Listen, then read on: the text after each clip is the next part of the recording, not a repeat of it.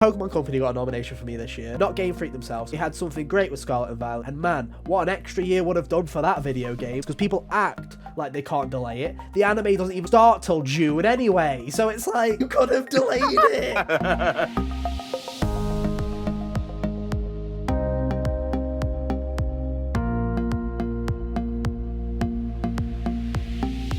Hey, how's it going, everybody? Welcome back to another episode of the HGO podcast. I'm one of your hosts today, Ethan, and joining me, as always, are my good friends, Hunter and Kyle. Hey, guys. How you doing? Ethan. Oh, I'm doing just swell. What? So I just noticed that you're wearing a dark shirt in a dark room, so you just look like a floating neck and head. I'm the ghost of a gamer's past, bro. I'm here to moan and talk about how I'm not even gonna make that joke, to be honest, because someone will clip it and take it as a real thing. But yeah, my light's still broken. This time the remote's working, but the bulb's dead, so the plot continues. Now I have to buy a new bulb. I love this. It's great. So I'm just kind of sitting here. It also suits because I'm kind of ill right now. You might hear it in my voice. So it's like I'm just here. It's it's Christmas vibes. Just hanging out with the homies before Christmas. Spirit. I still do have the Christmas spirit. He is the Christmas spirit. I am. I told you. Christmas past. You guys been watching any Christmas specials? Get you in the holiday mood? I know this is going up on Boxing Day, but you know what? Who cares? I watched the Guardians Christmas special with my parents because I feel like it was 20 minutes. I'll allow it, and it was all right. My parents liked it quite a bit. I thought it was fine. It's just like, I don't know. It's Marvel, man. It's Marvel. It's like I'm kind of sick of it. In a lot of ways. I'm just kind of like, even if it was good, I'm still done. Like, I don't really care. It was fine. But no, I've not really watched we've been watching random Christmas movies throughout the month as just on and off. Watched The Santa Claus or something last week. I have seen others that are escaping me. Yeah, I don't know. I'll probably watch something at Christmas. I've got a short attention span. Movies are not my specialty, and especially so I'm just like instantly. I know what you mean. My parents, I'm like, if you want to watch a Christmas film, because I feel like there's two households, right, when it comes to like Christmas and stuff like that. You either open your presents all at the same time in the span of like 30 minutes, and everyone's like, it's like a war going on where everyone's just opening their own pile, like, thank you, open a pile, thank you. Or you can be like my household, where everything takes approximately 60 years, so we're still going through my birth year's Christmas present, where it's literally like, okay, it's Dad's turn. Pass him a present. Opens it up. Thank you. It genuinely takes all day. If not, we'll have some left over for the next day. This is how long it takes. It's an epic. So I'm like, stick your Christmas films on in the background because we're gonna be here a while. And it'll be like, shall we leave some for later? I'm like, leave some. I've literally. You know what? You know the rankings of presents, right? You've got like, your socks and your, hygiene, like deodorant, aftershaves, whatever. You got those kind of, if we got the tier list. Utilities. Yeah, the utilities. Then there's the smaller gifts. Then there's like the mid-sized gifts. Then there's the bigger gifts, right? And it's like utilities. We'll stop there. And be like, shall we save some for later? I'm like, I've got a deodorant and like. Deodorant and like 2 pairs of socks. Why are we stopping now? Everyone else is done. So my Christmas is an epic. But whatever you're celebrating, whether it is Christmas, whether it's Hanukkah, or hey, if you're just off, happy holidays. Hope you're having a good one. Unlike every other podcast. Enjoy the day off. Yeah, we're here. We're here to celebrate with you the world of video games because we're no cowards and we're definitely not pre-recording this early. We specifically did this on Christmas Eve, I swear. But no, we're here to give our Game of the Year awards as we do the HGAs, the Hot Game Awards. They're better than Jeff Keighley's because we have a H in front of it. So yeah, fuck you, Jeff. Yeah. We're better. And we're not infringing on your copyright, so stay away. Stay away. We may have Kojima, but we have good categories. Hey, that's what I'm talking about, baby. So we're going to go through all of our many, many, many categories. We may be here a while. We may all agree, and it might be a super easy process. But the way we're doing it this year is last year, we kind of assimilated our list down into 5 nominations, then we gave everyone an award. This year, we're going to talk about all of our favourites, and then we're going to decide on a statistical winner based on how many of us have picked it, and we'll do it that way. We'll deliberate, and then we'll talk about our favourites anyway, so everyone will still have a favourite, but we'll have an official award to give. What is the trophy? I don't know. We don't have a trophy. I'm not going to Photoshop one either because I don't have long to edit this, so just imagine like a flame emoji on a trophy. I don't know. Yeah. You know, the usual. But Just we've got imagine the Olympic torch. Yeah, do you know what? Olympics, hit us up. We'll just take that. You know, you only need every 4 years. We can use that every year. Come here. Give us the torch. Yeah. Give us the torch. Yeah. It's as easy as that. Well, 2 years. Yeah, I guess. Yeah, but Summer do the and Winter Olympics count? Let's be real. Yes. Yeah. Okay. The Winter Winter sports Olympics are They are cool. cooler, longest actually. They are time were cooler, to be better. honest. They are. They They still are. are Stark was better. the They still are man. better, to be honest. Yeah, they are better, to be fair. Anyway, let's just get the show on the road. So yeah, if you're new here, we've done this for like the past 2 years. It's just a little fun thing that we do. None of it's real. We're not really like, this isn't like a definitive thing. We're just having a bit of fun. So if you have different answers, if you have different performances, if you know better games, better whatever you think, let us know in the comments. Better opinions. Your opinions are better than ours because you are a listener, and that's how that works. So let us know in the comments, or email us at hotgamersonly@gmail.com what your picks are. We'd love to hear them. Where are we starting this year, boys? Where are we starting? I believe we're starting at the same place as last year, This Came Out award. Yeah, this is the harshest award that we give out, which I feel like we should specify. So basically, the nominees for the This Came Out This Year award is the game that we still can't believe came out this year. So it is basically games that either we forgot came out, or were forgettable, or etc. But I do want to specify, this is not saying that the games are quality. I think I have a couple in here where I was like, you know what? At least some of these are pretty decent titles. Some of them are not, but some of them are pretty decent. It's just I forgot they came out this year. They just came out in a week where something else. It's basically the Horizon Award, but everyone remembers Horizon because it's forgotten. Yeah, everyone remembers Horizon because it's the king of the forgotten games. Horizons. The true Horizons, this is basically. These are the true Horizons. Yeah. Any number of Square Enix's shotgun releases at the end of a week could be on here. Who are we starting with? We start with my nominations. Should we start with mine? Yeah, we could just go left to right, I guess. I was just gonna undo all of them at once. Well, you can do that. Let's do that, and then I don't know what'll be easier. Yeah, do it, and then I'll do it, and then I'll I'll read mine out first because I want to be special. Yeah, audio listeners, we've blocked them out so other people can't see them. We like to make it unique for us so that we don't know. Suspenseful. It's a bit of fun. It's a bit of fun. Yeah, exactly. It's a bit of fun. Anyways, revealing in 3, 2, 1. Wow, Hunter wrote in tiny font. Okay. Listen, I had to fit things, man. Right, that's good. Okay, so my nominations for this Came Out This Year award are Fire Emblem Warriors 3 Hopes. I bought that game and still haven't played it because I keep forgetting that I own it. Mario Strikers, whatever it's called, Supercharged or whatever. League, I believe. Battle League, that's it.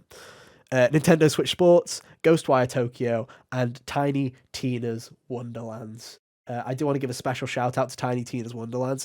I genuinely forgot it came out that much that I went onto a list on Wikipedia of all the releases this year and looked at that and went, oh yeah, that was this year. So that was like, yeah, you're going on the list for that one. Hunter, what were your picks? My picks were Ghostwire Tokyo, Trek to Yomi, Mario Strikers, Final Fantasy Stranger of Paradise, and Windjammers 2. Windjammers 2 came out this year? Yeah. Like that's in January. It was like right after we did the draft. I thought Jack picked that in his draft last year, so I was just like, he did. It just came out. And then Kyle picked it. It just didn't come out. Oh well, there you go. And then Kyle, what are yours? I've got Trek to Yomi, Immortality, Fire Emblem 3 Hopes, Ghostwire Tokyo, and Soul Hackers 2. Immortality, that is 100% a Kyle-ass pick. That is right there. I feel like you only put that there because you didn't know what it was until 3 weeks ago. I never heard of it until 3 weeks ago. Yeah, that's you. That's a you problem. What was this game even about? Wasn't it like a Netflix show? No, it is. It's like a FMV game where you're like piecing together videos. You're going through found footage to try and work out a mystery and rewind through it and stuff like that. I never heard anything about this game until 3 weeks ago. Right. It was made by the same guy who made like Her Story and Telling Lies, and maybe there was another one I'm forgetting. Yeah. I don't know. Well, I've never heard of those either. Nah. Typical. Well, looking at this, I feel like if anything comes up in multiple people's lists, then that's like, it doesn't have to be in everybody's list, but as long as it's in 2 people's lists, that's like the nominations then for the entirety of us. So I guess that means that we have nominations of Fire Emblem 3 Hopes, Ghostwire Tokyo, and Mario Strikers. Yeah. Although we had Ghostwire across the board. We also had, we did have Ghostwire across the board. I don't know. What are you guys thinking about this? I feel like... I'm thinking I didn't play any of these games. I'm also feeling that. I feel... I played 4 out of the 5 that I listed, and I forgot about them still. Here's the thing, right? Is Ghostwire. I truly feel like Ghostwire is a great pick for this because I feel the only reason I ever remember it is because we had a podcast on it. That's the only reason I ever remember that one. Whereas it's like Mario Strikers, even though it's like the worst thing that Nintendo's released in donkeys, they keep reminding us of it because they keep adding a character every 6 months, so that keeps coming back up on Twitter. And then Fire Emblem Three Hopes, as forgettable as it is, Fire Emblem fans sure knew it existed. So I'm like, to me, I feel like based on the nominations here that we give the award to Ghostwire because we all put it, and also I feel like it suits it. So there you go. I guess the winner for This Came Out This Year award goes to Ghostwire Tokyo. I don't know what your picks personally are. Mine is Tiny Tina's Wonderlands because I didn't even know that game came out this year, so that one wins my vote entirely. But what about you, Hunter? Out of your picks, what would you pick? Mine is probably Windjammers too, just because that was the last one I thought of, and it was literally as I was scrolling by, like things that came out, and I'm like, oh right, I even played this for a bit, and still it didn't. I forgot to even write it down on like my list of games that I played. So, no, fair enough. And Kyle, what would you pick out of yours? Nah, I'd probably give it to Soul Hackers too, just because very forgettable. I don't know. I feel like it, with how big Atlas got after P5, it didn't come out with the same kind of fanfare that people were expecting it to have. I think a 72 or whatever it got doesn't help either. It was not a very well received game either. It's an interesting one. But hey, that's how it is sometimes. That's how it is. So there you go, one category down. And now we'll talk about some actual categories. Now to the real thing. Hottest RPG is the first one that we've got up, which was the award for the best RPG of the year, in our opinion. So, Kyle, reveal. Right. Revealing. Okay, I'm glad that me and Hunter both are like, okay, yeah. I was like, I didn't play that many RPGs this year, man. Same. So I didn't play many RPGs this year. I guess I could have potentially put in Elden Ring because I did play it for 10 hours, but that wasn't enough for me to go to bat for it. So well, there you go. Whatever. Okay, my RPG nominations for this year, I only have 3. One is Elden Ring. The second is Pokemon Legends Arceus, and the third one is Xenoblade Chronicles 3. Hunter. Are Xenoblade Chronicles 3, Nobody Saves the World, and Final Fantasy Crisis Core. Final Fantasy 7 Crisis Core. Fair enough. And Kyle? I've got Xenoblade 3, Live Alive, Triangle Strategy, Pokemon Legends Arceus, and Elden Ring. So by this standard, by the HGO standard of more than one person, thanks to Kyle putting a game that he hasn't played, Elden Ring still gets a nomination on the official list. So we do look like shills. Thank you, Kyle. Love that. It's what I'm here for. Xenoblade 3 gets through with all 3, and then Pokemon Legends Arceus also gets a nomination then as well. So Arceus was fun. Let's be fucking real here, right? Xenoblade 3 is winning this award from us, right? We're just giving it to Xenoblade 3 because... Yeah. Okay, there's congratulations, Xenoblade 3. Here. Yeah, you're winning. Congratulations. You guys like it more than I do, and it's the only game that I listed that's nominated. Here's the thing, though, right? It's like...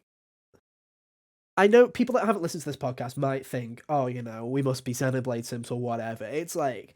There was so much going for this game that meant that I would have fucking hated it. I do not really like the first Xenoblade at all. Xenoblade 2 could have very much have been a one and done for me, where I just liked that one and it was gone. So for Xenoblade 3 to be my favourite of the trilogy now is really something to, it's a real testament to that game. Like I say, I think it's the most complete game on Switch. It feels like the most polished thing that's on Switch. It's just, there's something about that game that's special. And when people are always saying, "Hey, Horizon's been snubbed," I'm like, Xenoblade has been extremely snubbed in terms of, obviously it's already in a niche category of its own, but it's like all the RPGs this year were JRPGs for the most part, and the fact that FromSoft came kicking and screaming was like they were already going to take the JRPG side hostage, whether you liked it or not, because of how popular From is. So it just kind of, to me, it seems like the obvious answer, and it's what I'd give it. I think Elden Ring's fab. I think it's a great game, but Xenoblade to me was just the more fun experience. I had way more fun with it than I did with Elden Ring. Hunter, what would you give it? What would you give your award to? I'd give it to Xenoblade 3, seeing as how I'm not quite done with Crisis Core. I just like it enough to be willing to say that I would have liked it enough to nominate it off of what I've played. Nobody Saves the World was a fun time and really good with someone to play with, but I felt Xenoblade 3 was the more complete experience. I forgot that I had played a tiny bit of Nobody, because I played it on Game Pass when it came out for like a couple of minutes. Not long though. I didn't play it for long, so I didn't feel like it was justified a nomination from me, but I did play it for a little bit. Didn't forget it came out, I just forgot I played it on Game Pass. Kyle, you would have given it to would you have given it to Xenoblade, or would you have given it to Live Alive? Yeah, Xenoblade. Fair no question. Well, there you go. We're all It's me. I'm the Xenoblade shill. Yeah, no, Kyle is a Xenoblade shill. There you go. I can't wait for us to event a best DLC category next year, just to give Xenoblade another award. And guess just that means I'll have to Horizon play, again. Snub Horizon and Idris Elba in Cyberpunk, because I probably will have played Cyberpunk when that comes out. So it'll be fun. I don't think I play enough DLCs in video games to participate there's at least three next year. There's at least 3 next year that I'll probably play. So it doesn't matter if there are at least 3. I usually don't play them. Yeah, well, the 3's enough to nominate, guys. That's how that works. Anyway, what's the next category? Hottest action adventure? I believe so. Cool. Action/adventure, not action-adventure game. Yeah, we like to specify that we feel that the boundaries between what an action game and an adventure game are very fucking stupid in the games industry, because you can say either or for either. So we like to put them all together, because we don't play that many of them anyway. So yeah, it's just easier this way. I feel like Kyle would have a fucking headache if he tried to separate people. Yeah. Anyway, feel free to reveal them. Put in here. Let's find out. Wow, okay. 3 games I didn't play. God, I'm good at this. Yeah, you're great. My nominations for Hottest action adventure were God of War Ragnarok, Horizon Forbidden West, Neon White, and Splatoon 3, specifically the single player, because it was a good damn single player. I didn't know where to fit it, and it's kind of like an adventure, I guess. So I was like, good enough. There you go. I would count it. I have a nomination. Cal, Hunter, sorry, what were yours? Mine were Sifu, God of War Ragnarok, Neon White, Rollerdrome, and Plague Tale Requiem. 3 of those are really solid action games as far as everything that they're going for in the gameplay departments, and then the other 2 are, the more narrative-driven, fun experiences, still really good as far as the way they play. Yeah, and Sifu's a really good fighting game as well. Kyle, what have you put for nominations? Yeah.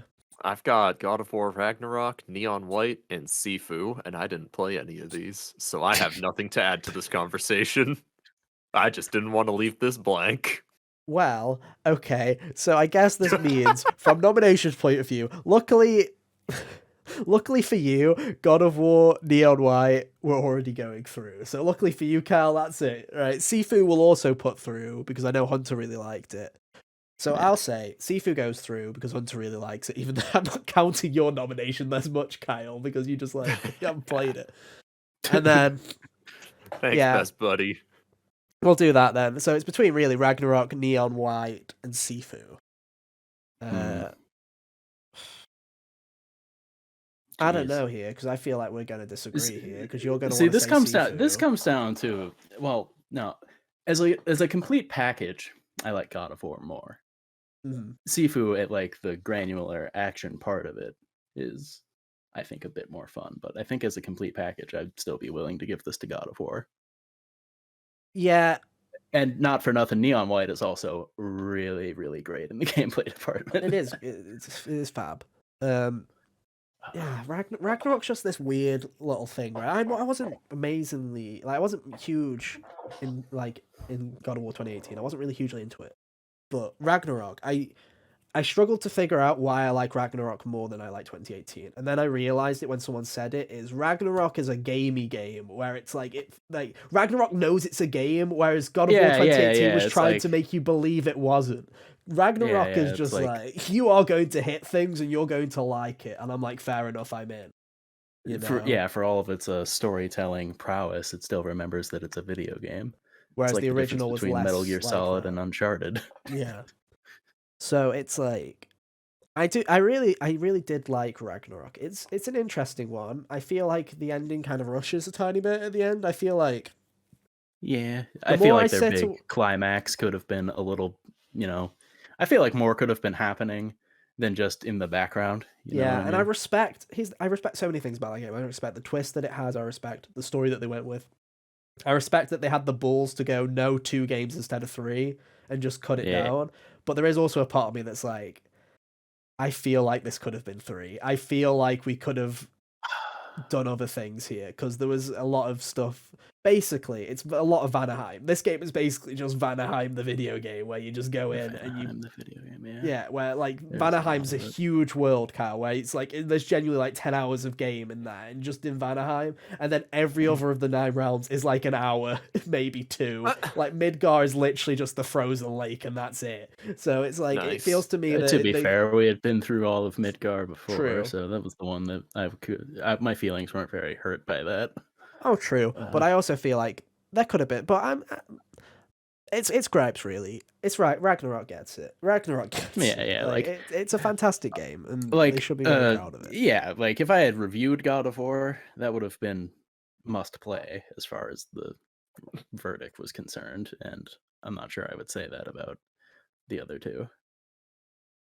Actually, I know I wouldn't say that about Sifu because I gave it a recommend instead. You did a review. Yeah, I don't. It's an interesting one. Yeah, I feel like it's right. But also, I'm doing that kind of second guessing kind of. Hey guys, I'm doing the Forbidden West where I'm like, did I love Ragnarok? I'm like, yes, you did. Stop doing this thing where like a month after the game comes out, you start thinking, did you really like it? Because you did. Like, stop it. Did you like it, or were you just bored? Yeah, no, I did like it. Anyway, next category. Yeah. What is it? We're going back to the joke categories real quick. That's what you think. We're going to look at some hairstyles from this year. Oh God. Yeah. Here's the thing, right? I did these on like my lunch break at work one random day. I don't remember what I put. I was on a time limit. I was like, let's just go. So I don't fully know remember what I put either. So okay. Cool. Well, I guess we'll find out together. Send it in 3, 2, 1. Oh, there you go. Perfect. Right. Now I'll want to explain mine. Mine, I couldn't think of characters because again, so I did do the double dip. I'm a horrible human being. But I decided if I'm going to double dip, let's double dip properly with a Chad in the middle. So I went with 2 from Elden Ring because Elden Ring has some great hair. I had 2 from Xenoblade because they have great hair. And then we'll talk about the middle one. So from Xenoblade, we have Norumio. From Elden Ring, we had Melania and Melina. But they are 2 separate characters. Not only did you double dip, but you also used like almost all of the same letters for this character. Yeah, I thought it was funny. And then the middle child is Kratos from God of War for the best hair. Because it's a good beard. It is a good beard. Anyway, Hunter, what did you go with? Mine were Bayonetta from, Bayonetta 3, obviously. Her hair is magical, and the style is cool. Ghostblade from DNF Duel, because that just is a good hairstyle. Respect. Super long. I almost put him. Yeah. Mizuki from Somnium Nirvana, which, another really good. AI has a bunch of good hairstyles, actually. You know what's really annoying was I forgot about AI when I was doing this. I remembered it later on, but I forgot and I'd already blacked it out, so I didn't even contemplate it. I would have 100%. Yeah, AI has a bunch of good hairstyles, actually. We can put Mizuki through because technically I would have put her on the list if I had actually used my brain for more than 5 seconds for this category. Yeah. And then who else? Marion from River City Girls has a really great hairstyle too. I love you. I just realized that you also put Kratos at the end. I did. I said last year that I would. Remember? Oh, good. No. I don't remember last week. Never mind. This is last year, bro. Jeez. That's true. I looked back at the entries from last year, and Hunter put Clank on his list from I Ratchet sure did. Clank. Bro, that race racing was something else. I know, right? Yeah, it's great. But yeah, and then Kratos was So my shiny. final entry because his beard is immaculate, and the animation they got to come through like his lips through the beard was really good too. Very good. Kyle. All right, so I've got Frederica from Triangle Strategy. She's got cool pink hair. Pink hair. Yeah, she's got cool pink hair. It works with her with the aesthetic. I really like it. Then I've got Noah from Xenoblade 3. Yeah. Actually, these three are all lumped together. Noah from Xenoblade, Striker from DNF Duel, and Nimona from Pokemon. Ponytail. That's literally just ponytail. They've all got really cool ponytails. Ah, good stuff. I told you, man. The ponytails. And I also put Melina from Elden Ring as a 5th. Not Melania. Melina. Yes. I don't know who this character is. What do you mean? I've already forgotten. I've already forgotten. Maiden. Melina is the maiden, cool. the one with the pink hair with the hood. Yeah. And then Melania is the boss that took me like fucking 3 hours and I wanted to rip my hair out with the massive red hair. Oh, yeah. Everywhere. Yeah. So there you go. Right. Well, anyway, so due to our stupid logic, that means that Noah, Kratos go through. And Mizuki. Noah, Kratos, Mizuki, and Melina go through. Right, so those are our choices, okay? Wow. Where do we want to start with this? Because I'm not letting go of Kratos. I'm not dropping him early. We're fighting. I'm keeping him until the death. No. For the sake of the meme, Kratos could. I would respect Kratos as the pick for sure, without a doubt. That is a nice beard. It is, man. Here's the thing, right? Here's the thing. I love Noah. I love him as a character. But he is just anime boy with ponytail. We have seen anime boy with ponytail. We will see him again next year. I can guarantee it because so cool. I'm pretty sure Genshin Impact has anime boy with ponytail. They'll release at least 5 next year, and I know that Bandai Namco's probably got another 6 anime games in the lineup that all have boy with ponytail. I feel like this will come again. We only get bald Kratos every like 5 or 6 years, guys. We need to need to hold on to this when we can. I love Mizuki's hair too. But also, me too. I think it's, even for being in an anime game, uniquely weird. Yeah, it is uniquely weird. I like that too. Melina, I'm also happy to put away because that is just anime girl hair with hood. Also happy to put that one to the side here, and let's talk about the real. Let's talk about the real two contenders. The real two. The real two are Mizuki and Kratos here. Now, who are we giving it to? What a unique episode of Death Battle this is. Like, I'm just saying. Right? I don't know who would win that, to be honest. I don't know who would win. Mizuki's power is, Let's see, dude untapped. with literal god powers or girl with pipe. Literal god powers. Yeah. She also basically has god powers. So, You know what? Truth. Dude, I feel like... Kyle, do you know what Mizuki's sequel hair looks like? The double... Yes, I have the power of Google image searching. Thank you. It looks great. Okay. I just knew that you only had seen the first it's game great, as far as it's really unique, it's cool, but also Kratos, bro. Like I feel like respect a really good beard. That's very true. He's got to win by default, so congratulations to the best hair being Kratos from God of War. Going to a bald guy. Going to a bald guy with a beard. You love to see it. If anything, we're just showing that, you too can win best hair. Even if you're bald, you can win it. You just gotta have a good beard or a good mustache. Exactly. If no one will give you an award, we will. Congratulations. That's the HGO guarantee.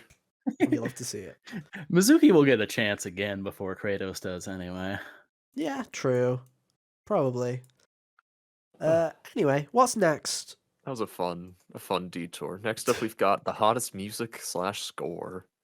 Wow. Let's take a peek. This is going to be an interesting one. Okay, where is that? Oh, there it is. It's already been revealed. Okay. This was really hard, by the way. This one was really hard. So, my 5 nominations are Xenoblade 3, God of War Ragnarok, Elden Ring, Pokemon Legends Arceus, and Overwatch 2. And this is the only nomination I've given Overwatch 2. And the only reason is because the only good thing about Overwatch 2 is the orchestrated soundtrack. That's the only good thing about Overwatch 2. It's phenomenal. It's a phenomenal soundtrack, but also it's Overwatch 2. But I had to give it because there's literally there's the main Overwatch 2 theme genuinely sends me to tears every time. So shame the game's shit. Anyway, Hunter. My nominations are Sifu, which has a better score than you might expect from just a fighting game like that. Yeah, from a fighting game like that. Like honestly, for the longest time, it like up until maybe this last couple of months, it was like my favorite music score in the year. And yeah, and then after that, Bayonetta 3, really good at what it does. Viola's battle theme might be my favorite song in a video game to come out this year, so that has to count for something. Following on from that, Plague Tale Requiem had quite a few songs that post beating it I went back and listened to like right away. Yeah. Really good, really great at setting the mood. River City Girls 2 is like, I was confident enough in that to write it down before I played the game, because the first ones, and if I had been wrong, I would have taken it back, but I was not wrong. The River City Girls 2 soundtrack is fantastic. Really good at setting the mood, a really cool, like, synth pop kind of soundtrack. Then Somnium Files Nirvana has, a few really solid entries there. The main theme was as cool as the main theme from the beginning. From the first game, there were some really cool Somnium themes going on in there. Yeah. Nice. And over on my end, we've got Xenoblade Chronicles 3, Live Alive, Neon White, Triangle Strategy, and Tactics Ogre Reborn. Cool. Right. So from the way our stupid system works, there's only one game that two of us fucking picked. So it wins by default in terms of the official award. So congratulations, Xenoblade Chronicles 3, I guess. You just got lucky because everybody else somehow came up with a diverse set of fucking games here. So well done, guys. We did it. Way to go, team. But no, I don't know. What would you Hunter, what would you pick out of your list, especially seeming that you probably River City Girls too. Oh, nice. Potentially recency bias, but I was listening to the first game soundtrack for the few months it's been since I played that still, and I feel like that'll be a continuing trend after beating this one. So yeah. Kyle? All right. I mean, no surprise, I'd give mine to Xenoblade 3 because every soundtrack in this game is fantastic. And there was a tweet I saw come back around the time of the Game Awards that said every Xenoblade 3 song sounds like the composer was told it was the last song they'll ever make. Yeah. Which is an accurate statement. Just listen to that pause music. That pause music was really good, man. They didn't need to go that hard. Yeah. On a menu. I remember when I played the game and I paused it, I was extremely pissed off because I paused it and the music stopped and then it played another song and I'm like, what the fuck? This game has menu music? Why? I don't know. Why? And then I was like, no, you fucking stay pause music. That's great. Great piece of... I was like, oh no, the pause music is great. No. It's impressive that it never got old. Yeah. I know. But I played that game for like 110 hours and I never got sick of it. And I never play a game for 110 hours, really. There's very few games that do that. For me, here's the thing. With music, for me, it's like, I like a good soundtrack. It's great, you know? It's like... But to me, it's always about the emotions. Like, how does it make me feel, right? It's like, I love Persona 5. Persona 5 is a great game. But what is my favourite song out of the entirety of the Persona 5 soundtrack is Sunset Bridge. Just because of it being the song on the final day. So it's like, I love the big bombastic stuff. So it's like, looking at the years, it's like, yeah, did the Overwatch 2 main theme, did it make me cry when I heard it? Yes, because I'm a fucking simp for that, and also it was to a really good animation. And it'll probably make me cry when the actual game comes out next year, when it'll be nominated again, and we'll actually talk about it seriously, when the actual game comes out, and then just patch Overwatch 1. Anyway, Legends Arceus, that main theme for Arceus, the town, Jubilife Town, whatever. It's like my favorite piece of Pokemon music ever, and the way that it's just so tranquil, and it grows as the town grows and stuff like that. I'm like, that's brilliant. Pokemon hasn't done good music like that in years, and I was like, yes, they're back. And then Scarlet and Violet also has great music. I'm like, oh god, they're coming back. The music team's coming back. Shout out to Toby Fox. Hell yeah. Elden Ring and Ragnarok have such bombastic and loud and like amazing orchestral soundtracks. They're brilliant. They're absolutely fab. I love them to pieces. People have like an axe to grind with God of War Ragnarok soundtrack around Game Award nomination time, and I feel like those kind of people are like, it's like not every one of them has to be something that you'd immediately go and look up on YouTube. Like some of them go for different things, like God of War and potentially Elden Ring. I don't really know, or more like it's to elevate the moments that the music is accompanying, and that certainly worked. Like, oh yeah, and they both work fantastic. I love those soundtracks. They're both brilliant. But those fucking flutes in Xenoblade Chronicles 3, I don't fucking care. I said before the game would come out that those fucking flutes would make me cry, and I think they did about 3 times in the entirety of the game. They are stupid. I hate them. They're fucking dumb. It's just there's something about that soundtrack that is just phenomenal. I love that soundtrack. It's great. Hurry up and fucking release that soundtrack. God damn it, Monolith. Please. It takes them forever. Maybe we'll get it at some point next year. But yeah, so to me, I'd still give it to Xenoblade 3. But very great games. Great soundtracks this year. As you can tell by the fact that we somehow managed to, put on 5, 6, 7, 8, 9, 10, 11, 12, 13 different soundtracks nominated. There you go. Anyway, what's next? Another audio category, this time performance. We remembered to put it on this year, officially.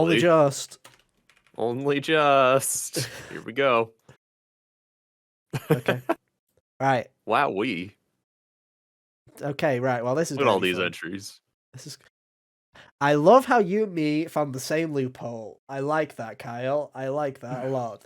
Anyway, here are my nominees. What, you both nominated What's-Her-Face from the Elden Ring thing, even though it's really for Xenoblade?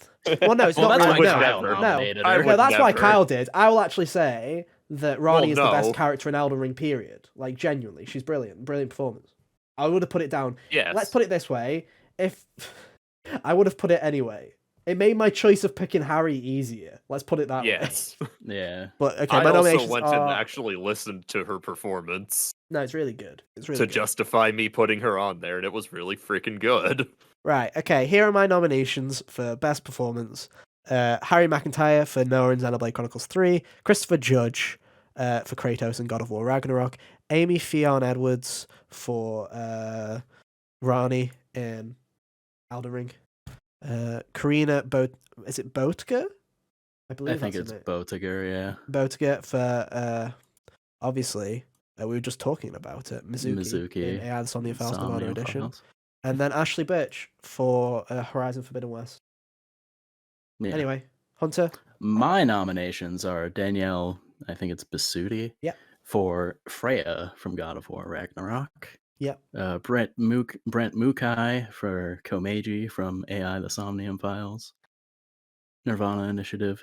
Charlotte McBurney for Amicia Darun from Plague Tale Requiem. Caleb Pierce as Zack in Final Fantasy Crisis Core. And Harry McIntyre, Xenoblade 3. Noah. Yeah. Kyle.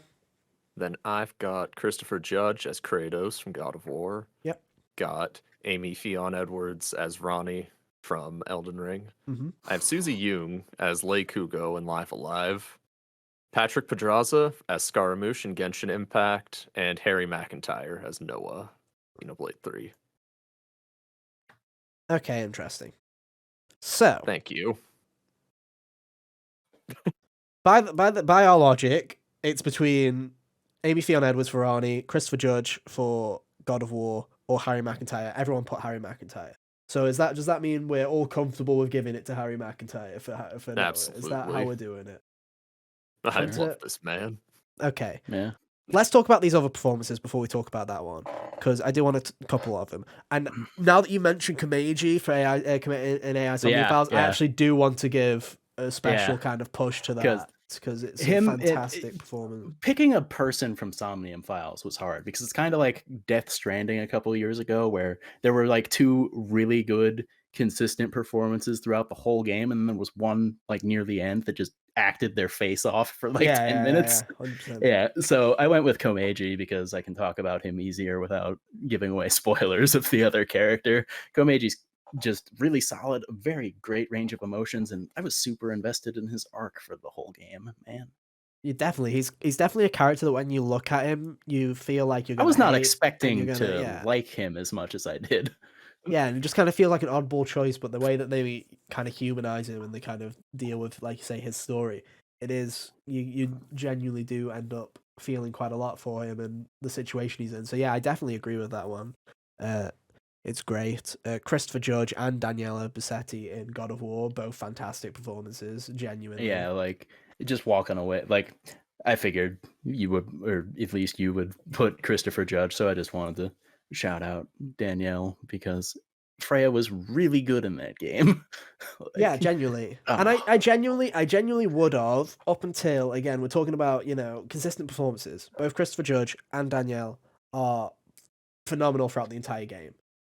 If it was just up until that final cutscene, if we cut that final cutscene off of the fucking... I'm not going to say what the final cutscene is, but if you cut that final cutscene I know exactly off of the what you fucking mean. game, I probably would have leaned over towards Danielle.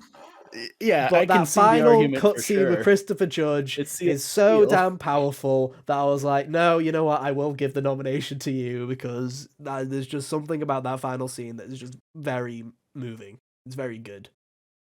Again, it's the Death Stranding moment where I'm like, God damn it, Christopher Judge, you did too good of a job there, where you say so much with 0 words that it's just very powerful. Any other ones that we want to talk? Yeah, like Amy is the best character in Elden Ring. There's some great dialogue. There's always good dialogue in FromSoft games. There's always great performances, but there's something about her performance in that game that is very good, because you're always leaning on a line with her character on whether to trust her or not. Is she a friend?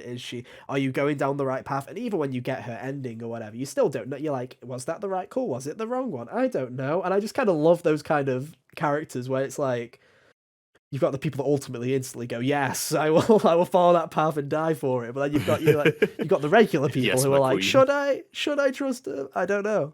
Yeah. Just a very interesting kind of performance to it.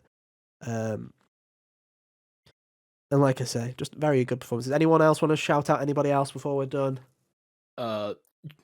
Charlotte McBurney as Amicia in Plague Tale, much like a lot of the Plague Tale sequel, I feel like was just a massive upgrade from what she was doing in the first game, which, the character performances were pretty strong in Innocence, but it was just really well portrayed as far as this child, essentially a child. She's like 15 or 16 in this game, already went through the ordeal of the first game, just portraying this traumatized child becoming worse because of the result of the world she's living in. Yeah. But still doing it for the sake of something good. It's really good. It's a really good performance. I guess we should talk about Harry before we do wrap this up, because we haven't actually talked about our winner too much. So let's talk about it for a second, because I want to say I want to apologize to Harry, to be honest, because the first half of this game, I'm not gonna lie, I thought that Noah was a bit boring, to be honest. I thought it was a bit flat, a bit underwhelming. He's my least favorite character in the fucking game out of the 6 main protagonists in the first 3 chapters. But when, I don't know if I want to fucking say it because of spoilers, but when a certain thing happens in the game and the character kind of starts to unravel a bit and there's a change to it, and it's almost as if he's, he has to play multiple sides of the same coin in a lot of ways, and it's like, the way that he juggles that and the way that he manages to nail all of it is just so well handled. It's like, man, it's just expertly done, and I really, really like it. And in my opinion, it's just I don't want to compare it to other things because I don't want to downplay other people because to elevate Harry. But it's just like the way that he did it. I'm just like one of the best ways I've ever seen it done, to be honest. And I just love the emotion. I love the power of it, and I just think he just nailed it. He just nailed it. Mm. I don't know. For me, the turning, like the deciding point for me, it's starting to really like Noah was that one cutscene in chapter 4 where he and Mio do that little flute exchange. Oh, that was a really good one. Yeah. It's just like that one moment where both he and Amy Fiona Edwards both just absolutely knocked it out of the park as those two characters. Yeah. It's just like I say, that game is just like that game is genuinely it's something else. I absolutely do. I adore Xenoblade 3. It's a fantastic game. And it's one of those things now where it's like, hey, if I want to bully my friends into playing Xenoblade, at least I can say, hey, if you cringe at 2, you'll at least get something great with 3, at least. Like, or just go straight to 3. If you really don't want to, go straight to 3. One of my buddies fell off of the first game, so I'm like, listen, don't bother going back. Just play 3. Just play 3. Or I'll bully you into playing 1 through 3, and if you don't like 1, I'll be like, okay, skip to 2. And if you don't like 2, I'm like, okay, play 3, because 3's looking like 3's great. You'll absolutely love it. But 3's the one with the sauce. You hear that, Sam? 3 is next. Yeah. I don't feel like it. I don't feel like even trying to convince that. Anyway, what's next? I believe it's the hottest art style. Oh boy.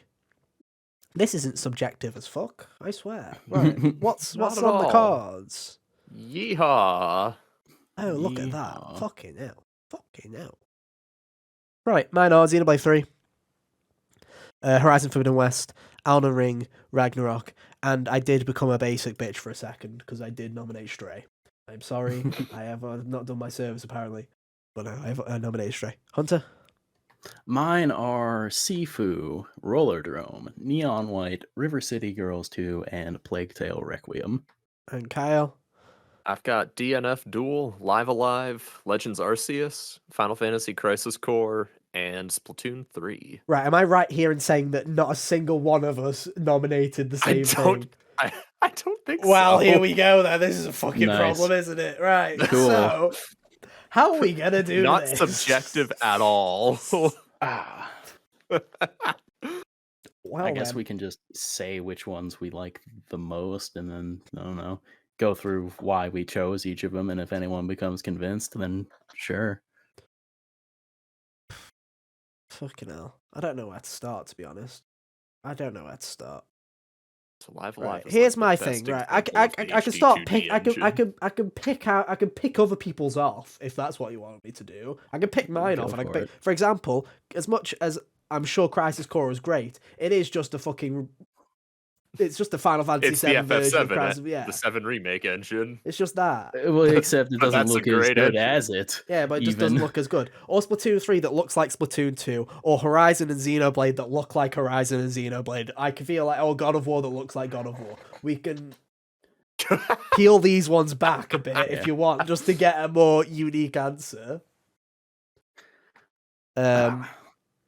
If I had to choose 2 from my list and pat the other ones off, it would be Elden Ring and Stray. Those are the 2 that I would put forward for art direction or art style.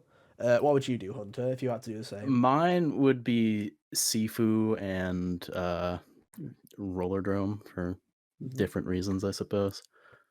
Okay. And Kyle, from yours, which ones would you put? I'd go DNF Duel and Live Alive. Okay. Now where do we go from here? Like, this is a disaster right here. So the reason I put Rollerdrome on here, is just because it does kind of, on the first blush, look, cell shaded indie game, blah blah blah. The reason it got my nomination was because it does a really good job at using that style to like translate into the visual language of the game, where it conveys all the information really nicely. Like, you'll have this sniper aiming at you and their laser will be red, and it'll flash white for a brief second to indicate like the window for dodging and whatnot to get like the perfect dodge. It does a really good job at using that simplified art style to tell you what to do without telling you what to do. And as far as Sifu is concerned, I just think it looks really good. Like every frame of that game is a painting. Okay. Kyle. So DNF Duel it's your typical Arxis fighter. Everything looks super flashy and big and over exaggerated, and it all just looks fantastic, looks great, sounds great. Just a good time. It's a spectacle to look at. And then Live Alive is genuinely the best HD 2D has ever looked. Comparing that to what Octopath Traveler was, it's like night and day compared to the shit that they've been able to do with this. No, fair. And then for mine, I think Elden Ring is such a uniquely kind of I think FromSoft is like they're great at this. They're great at world building. They're great at art direction. And it's like every time it's like, and this is the one that has the technology to at least look good to too. make it look good, exactly as well. I don't need to look at the concept art of a monster to understand what the blood-starved beast was supposed to look like. And it's just like it's everything. It was supposed to look like something. Yeah, of course it was. But it's like, with like the golden tree everywhere and just how all the world's connected. And it generally does feel like a lived-in place. And then Stray is just a very beautiful game. I feel the only way to justify this is for us to kill our own babies and we all pick one winner each and there's 3 winners. So I feel like that's just the best way we go with it. So I'm giving mine to Elden Ring because I feel like it's the best FromSoft's ever done. Yeah, I'll give mine to Sifu. Okay, and Carl's giving his to Live Alive.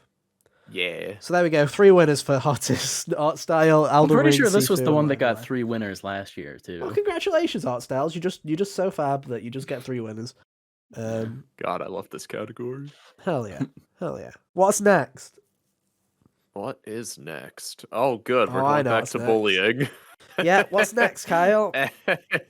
It's time for the Worst Company Award. Because after talking about creativity, we have to now talk about the ones who destroy creativity, and that's the Worst Company Award.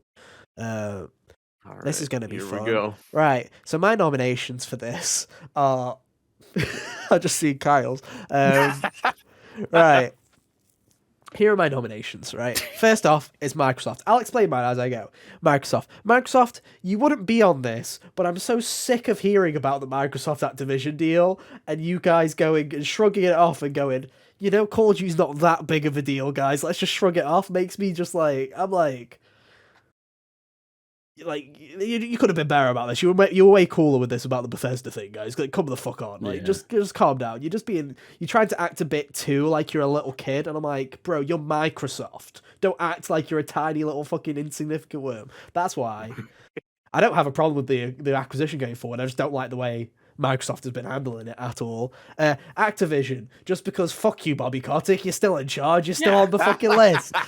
Yeah, they're still permanently nominated. Sony's also on here because I'm sick of them about this Activision Blizzard fucking deal as well. Because they're crying, throwing their shit out the pram all the time. PlayStation's been doing stuff to annoy me all year. In fact, I honestly forgot that they weren't on my list of nominations. Like they should be, and I would probably swap them out for Nintendo or EA. But because they ding me all year with just their nonsense about the Activision acquisition thing and just their other decisions. It's been so annoying all year that they can fuck off. I've had enough of all 3 of them. They're just pissing me off. They can all genuinely fuck off. Pokemon Company got a nomination for me this year. Not Game Freak themselves, Pokemon Company, because they had something great with Scarlet and Violet here. And man, what an extra year would have done for that video game. So Pokemon Company's getting on the fucking shit list because people act like they can't delay it. The anime doesn't even fucking start till June anyway. So it's like, you could have just left it. You could have delayed it. I feel like the synergy that people talk about... It's Pokemon bullshit! It doesn't exist! Yeah, it doesn't matter. It never has. Do you remember when Sun and Moon were out and they still had a fucking series called X, Y, and Z? And Z wasn't even a fucking game. Yeah, that on store shelves, most of what I see people buy are still Pikachu, Gengar, Snorlax, etc. Yeah, no one cares. So, who cares? There is You no could delay synergy. the It's video fucking games. stupid. Doesn't matter. And even if Like, synergy, if the anime came out before the game, what would that do except be like, oh, that looks cool. I can't wait to get it in the game. Like, people don't play the games and watch the anime at the same time, like, no, ever, they did this for regardless. So money. it doesn't matter. If the synergy was actually real, it would have come out in June at the same time as the anime, and then they would have used the anime and introduced the starters in there early to promote the fucking game. Like, it's stupid. Oh, honestly, hang on. Sorry, the illness came through and I had like a flabby throat, so I was about to lose it. Yeah, too riled up. Anyway, so that's why the Pokemon Company gets a nomination, is because I feel for Game Freak, because man, what another 6 to 12 months would have given Scarlet and Violet.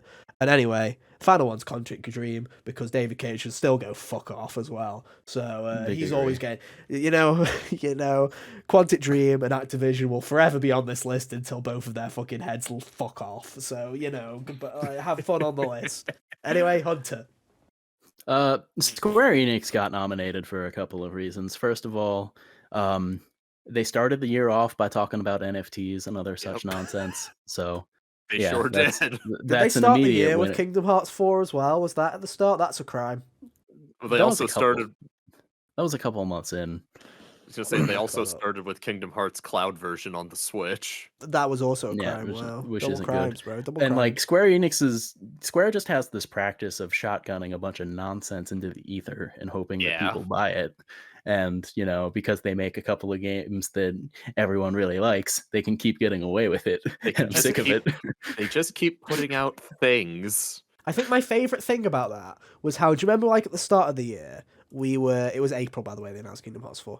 Well, we were like, oh, it must be an end of year thing. That's why they're shitting out like 5 games in March. And then they just ended up shitting out games every month that were awful quality just for the whole year. Yep. Random every like 3 weeks and such. Like sometimes with no fanfare. Like that Dragon Quest Treasures game, I didn't even know existed until you picked it in the fantasy thing. Or what was it? What the fuck was it? Various Day Life? What the fuck is that? Harvestella, which is basically the same thing. We used to joke about Dio Field Chronicle, which is Triangle Strategy again in the same year. But ugly looking. Chrono Cross Remaster, which sucked. Chocobo GP, which had microtransactions. Honestly, man, like genuinely. Was that this year or last year? Yeah, it was this year. That was this year. That came out this year. It was. Wow, we got another nomination. Fuck. That would have been a great nomination. Actually, we should have done that. Fuck. Yeah. So too late. Anyway, on to Activision. Activision is just gross and annoying, and Bobby Kotick is still there. And on top of that, also, Blizzard part of Activision, they released Diablo Immortal this year. Yep. So extra gross. Oh yeah, too. I do want to add in the Overwatch Battle Pass to the crimes that Activision committed this year as well. The worst Battle Pass in gaming history. Because not only is it full of shit you don't want, they locked the new heroes behind paying for the Battle Pass. And here's the best part, unlike every other Battle Pass on the planet, you don't get the coins back in the Battle Pass, so you have to buy it every time. $10 every time, baby. And the seasons are only 2 months. So $10 every 2 months, baby. Awful. Fuck you, Activision. Fuck off. Yeah. Also, I just looked it up. Chocobo GP came out in January of this year. Oh my god. Just illegible to be forgotten. I have EA here. I don't even remember anything particularly heinous that they did. I feel like it's been a good year for EA, to be honest. There's no negative. Like I said, I probably been quiet. I feel like I said, I probably should have put Sony here instead, and I thought I did, to be honest. I mean, you can if you want. If you want to, you can. It's up to you. Yeah. It was just like okay. Good job, EA. You were apparently so inoffensive this year that you managed to get knocked out of the fucking running. Well done. All right. Well. Nintendo got on here because I feel like for the past several months there have been several instances of them just being jerks to people trying to do things as far as events and stuff go. Oh yeah. And I'm like, that's not cool. And oh yeah, I also wanted. I was tempted. It was that or the Pokemon Company. I thought the way that Scarlet and Violet's been handled was a lot worse. So I was like, fuck it, we're gonna put those. But the thing with Nintendo is, especially this year, is they've had some great games this year. They genuinely have had some great games. Monolith has done a great job, but so has Game Freak. Game Freak have released Scarlet and Violet are a buggy fucking mess, but they are fun games at heart. And Legends Arceus, I think, is a great step in the right direction for Pokemon, and I hope they continue that spin-off franchise. I really do. They're great. There's been some great shit, but Nintendo themselves, as in Nintendo first party, has realistically this year, other than Kirby, and that's hell. That isn't even fucking. That's hell. Like they've shat out nothing but fucking stinky to this year. Like it's Nintendo Switch Sports, Mario Strikers, and it's like it's been a filler year for Nintendo it hasn't production been great themselves. for them as far as their main studio. I'm gonna check. But yeah. Sorry, I just didn't want to. I didn't want the metallic clicking, in the thing. But it's like, yeah, even Mario Rabbids was Ubisoft.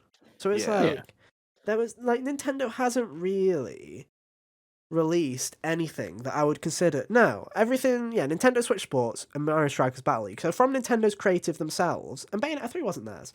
It's all of their kind of not. They're all first part for the most part. Platinum's third party, but everybody else. Is basically they make Nintendo games, but it's not Nintendo's internal development teams. Nintendo's internal development teams have shat out garbage. Well, one piece of garbage, Nintendo Switch Sports. I think that Mario Strikers was even Luigi's Mansion devs. What are they called? It would have been. Is that still? That's not Camelot anymore, is it? No, Camelot's gone. I'm pretty sure. Luigi's Mansion 3. No, I can't remember I can't remember what the developer's name is. Next Level Games. Next Level. Okay. But, like, it's just been Nintendo can fuck off, bro. Like this year. They've had a terrible year and they've acted like shitheads. And I don't know. Oh, and Mario Kart 8 Deluxe Booster Course Pack. Go fuck off with that as well while we're at it. Oh, yeah. It's been getting better over time, but that first pack was horrendous. Like, it was genuinely... They basically sold you a kick on the arse, and that's what you got. It was not fun. Like, genuinely. So yeah, not a great year for Nintendo as a company as a whole. And then Ubisoft is on here for similar reasons to Activision, or even its case Quantic Dream, where Yves Guillemot and the Guillemot family are creeps, are complicit to or willing to turn a blind eye to creeps at the very least. And I'm not cool with that. So permanent nomination for them until that changes. Hooray. Oh. All right. Now over on my end, I've got 4 that all of y'all talked on already: Activision, Squeenix, Pokemon Company, and EA. And I rounded out mine with a dishonorable mention to Helena Taylor because she deserves it. That's very true. So like a week and a half before Bayonetta 3 came out, Helena Taylor goes on Twitter, posts like a 2-minute video of her just flat out lying about the contract she was given for Bayonetta 3, and then told people to donate and boycott Bayonetta 3's release. And the places she was telling people to donate to were questionable at best. No, not even that. They were downright fucking awful. Let's not even sugarcoat that. Yeah. Downright fucking awful. Yeah. It's just like... And then Bayonetta 3 came out and it was just alright. It wasn't even... It was Bayonetta again. Like... On top of her choice of charities being awful, she also tossed a really annoying grenade into the pay your voice actors conversation. Oh, yeah. Yeah. Because now it's like, oh, she lied, so blah. So now, because the internet refuses to believe that 2 things can be true at once, Truth. That just makes life probably a little bit harder for people who want to negotiate better wages as far as their vocal performances and other such performance captures go when it comes to video games. Yeah. So yeah, not a company, but still shit. Oh man, I wish I would have thought of that. I would have nominated the one dude that did software who was giving Mick Gordon grief for like retroactively because he was doing that for like the past 2 years. Retreat from game. I also do want to say I forgot about Splatoon 3. I did forget about Splatoon 3. I'm sorry, Nintendo fans. There was a Splatoon 3 that came out this year. But still, when you look at internal Nintendo and see that all they've released this year is Nintendo Switch Sports and Splatoon 3, is like... they've already got 2 games that are better scheduled for next year, and it's not even that year yet. Nintendo announces most of its stuff on the year. They've got Tears of the Kingdom and Pikmin 4 next year. So it's like, last year they released Bowser's Fury, Game Builder Garage, WarioWare, Metroid Dread, and Big Brain Academy. Look, that's at least a list. There's at least some stuff there. Metroid Dread was like excellent as well. And the year before it was only Animal Crossing New Horizons, that jump rope challenge thing, and Super Mario 3D All Stars. But at least that was fucking COVID. Like, that was COVID, and also Animal Crossing was like a cultural sensation in a way that because of carried... COVID. That's besides the point. But... Anyway, you know what it's like. Anyway, who are we giving this to? I feel like there's so many people we could give this to. Oh my god! Yeah. Let's just give it to everybody. What a great way! Yeah. What a great decider. I don't know. I think we all had a good. I was gonna say we could give it to Helena Taylor, because everyone else is probably going to be nominated again. Yeah, sure. Fuck it. Let's give it Helena Taylor. Congratulations. Guess it's gone from shittest company to shittest person, but there you go, Helena Taylor. Thanks for fading into obscurity, Helena. Thank you for the 3 weeks of podcast episodes that we had to fucking talk about that. Thank you for that. Appreciate it. I didn't even play Bayonetta 3. This is what I get. But yeah, genuinely, that whole fucking debacle, man. What an ordeal, dude. Not only because it was like every other day, there was new shit coming out about that. Yeah. And it hurt actors. We didn't even know what was real anymore. It hurt actual, hard-working, nice voice actors. It hurt Platinum and Bayonetta 3's fucking release because of all of the drama. And it just hurt the games industry in general, to be honest. Like, it genuinely was not wasn't a good look. Genuinely not. And then the way she dealt with it as well was even worse. I feel like if you just took the L, it would have been a lot better, but you had to go all in. Jeez. Anyway. Actually, I guess Helena and, like, who's the guy in charge of Platinum? Hideki Kamiya. It's a shared spot. They both handled that situation really shittily. Oh yeah, Hideki Kamiya handled it bad, but atrociously. Hideki Kamiya handles everything terribly. Have you seen? Yeah, it's like he's a grumpy old man who slams the door in everybody's face, regardless of what you're trying to do. In his defense, he was provoked this time. Yeah. And did they not handle it in the best way? Yes, probably. But was Helena a lot worse, a lot more unprofessional, and hurt a lot more people when it comes to not only just voice actors in Platinum, but also fans and also communities that were hurt by the people that she chose to support with her quote-unquote donations or her beliefs? No, that's fucking stupid. It's not great. At all. So there you go. Congratulations. Anyway, they're supposed to be fun. These shit categories. They're supposed to be a bit of fun, and here we are talking about the universe and everything like that. Let's be positive. Let's go over to the Hunter category of hottest indies. Oh, good. Yes, Hunter.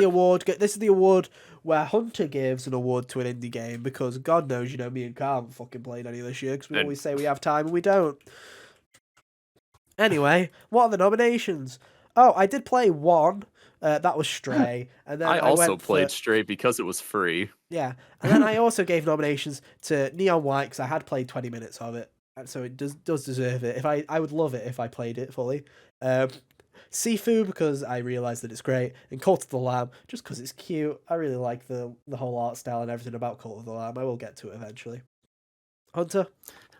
My nominations are Sifu. Sifu's action is just really cool. I've talked about it like 6 times already in this recording, so how I feel about that. Rollerdrome manages to nail the action it's going for really well. Skating game and a shooter. You look really cool while you do everything. Probably the most fun I've had, like at a pure gameplay level with a video game this year. Neon White also great as far as the gameplay is concerned. Very. The speed running, platforming shooter, very cool notion. River City Girls 2, I really liked the first game. This one improves on it pretty solidly. It was just a really fun time. Cult of the Lamb, it's just so absurd. I love it for it. It's funny. You gotta love it. And Alright. Kyle. Then I've got Neon White because I know if I ever finally get around to playing this, I'm gonna love this game, along with River City Girls 2. Stray is the only game on this list I actually played, and that's basically just why it's here. Congratulations, Stray. Yeah. Sifu is a game, and Cult of the Lamb is a game. Right, so I feel Kyle. that via You're expert welcome. opinion, me and Kyle should concede this one and let you take Correct. Hunter, because you are the only All person that's right. actually played multiple in enough hours of multiple. I'm pretty sure I've played every nominated game to completion. Hunter. Good for you, man. Yeah, I will give it to Rollerdrome. Like I said, this one, and Rollerdrome didn't get its moment this year either, as far as like all these other games got a bit of a chance to shine. And I feel like Rollerdrome came and went, and I was the only one who remembered it. Aww. We remember. But yeah, as just at a pure gameplay level, it's entered one of those games like Tetris, where I'll just put on music and play it all day and let the time disappear. It's great. Nice. Well, there you go then. With the Hunter category out of the way, it's time for... Ooh, it's an interesting one. It's time for Hottest Narrative. Wow, this is the award for the best story in a video game this year. So sit down, boys and girls, because we're going to decide what the best story is. Go on, Kyle. Release the numbers. Release the words, I guess. All right, here we go. Right. Here are my nominations. God of War Ragnarok, Xenoblade Chronicles 3, Horizon Forbidden West, and I do want to put an asterisk on that and remove the first 4 hours of the video game. I want to put a fucking asterisk on that. Yeah. Elden Ring, and AI, The Somnium Files, Nirvana Initiative. My nominations are God of War Ragnarok, AI, The Somnium Files, Nirvana Initiative, Plague Tale Requiem, Xenoblade 3, and Horizon Forbidden West. And then Kyle's gone really fucking all in on this one, hasn't he? Like, holy...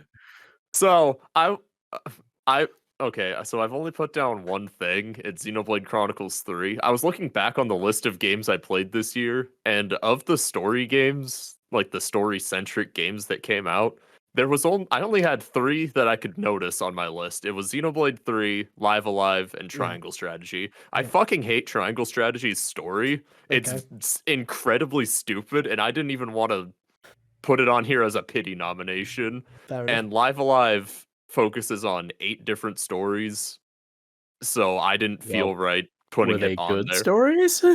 Some of them were. Some of them were less.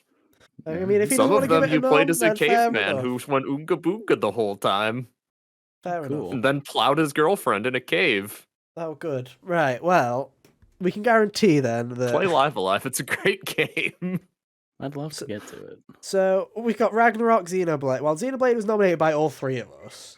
But as story connoisseurs, Hunter, I feel like we can't just give this an instant win, and we do need to dig deep. Yeah. Correct. Y'all can discuss this. In fairness to Kyle's statement about being light on story-centric games, a lot of the games I played this year were also mostly gameplay-centric. Like, these 5 are probably, as far as new games, the only 5 that have, like, real narrative-heavy qualities about them. The 5 that I played were probably the 5 that I did play that were good. It's not like I'm sitting there going, oh, there were so many others, because realistically, there wasn't. Or if they did have stories, they were fine. I also feel that most of the time, there's only ever really 1 or 2 or 3 really strong narratives in a year.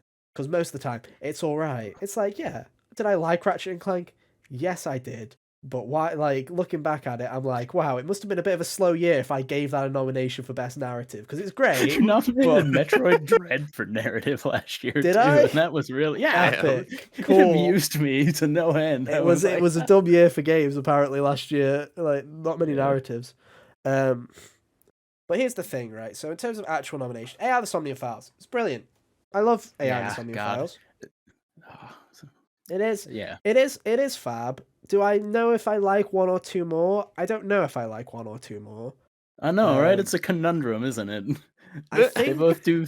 I They think both after do like certain things I better. feel like after 6, I feel like the mystery's better in 2. Just because I don't like where the mystery ends up in 1. I was never a huge fan of the mystery in 1 where it ends up, but I like where it ends up in 2. But at the same time, I really love Date in 1. I think Date is fab. Yeah. And I also don't really like... I like Mizuki, but whoever the other fucker is, I can't even remember his name Ryuki? that well. Yeah, Ryuki, that was it. I'm not a huge fan of Ryuki. I think he's alright. I think he's... He's like, he's It's fine. funny because I feel like he did his job as like...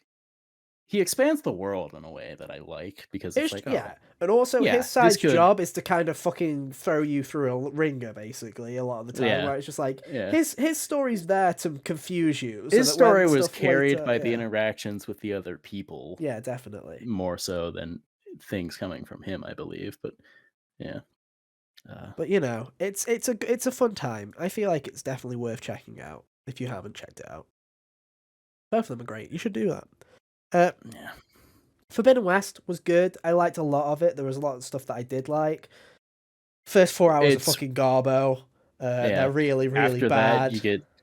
Yeah, after that, it gets to being a really good, like, video game blockbuster kind of story. Like, Definitely. I feel like all of the big moments it goes for, it nailed, as far as like the ones that you're like, oh yes, this is cool. The only things that I don't like in that story are, again, the first 4 hours, and I really don't like the way that they spend the final 4 hours setting up the next game. I feel like... Yeah, it's got the middle trilogy syndrome in which you don't really retrospect like. now. You don't really ever see that in games. That's the thing, right? You'll have little hints, Yeah, like, it's weird. Assassin's Creed 2 is the middle of that little trilogy, technically, in terms of like the mainline stories, and it's also still the most memorable game. They have the bits.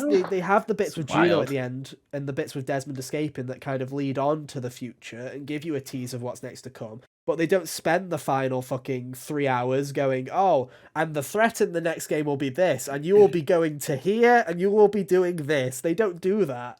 Whereas and you will have Horizon already is like... played like 3 spin-off games. And I mean, the only good thing is this isn't a Sly situation. We will get Horizon 3, because that we're going to get 3 Horizon spin-offs in a movie before we see Horizon 3, but we will fucking get Horizon 3, so at least we have that. God of War Ragnarok is brilliant. I do think it's absolutely brilliant. It is. I feel like it rushes the ending a tiny bit, but other than that, I enjoyed my time thoroughly with it. I think it's fantastic.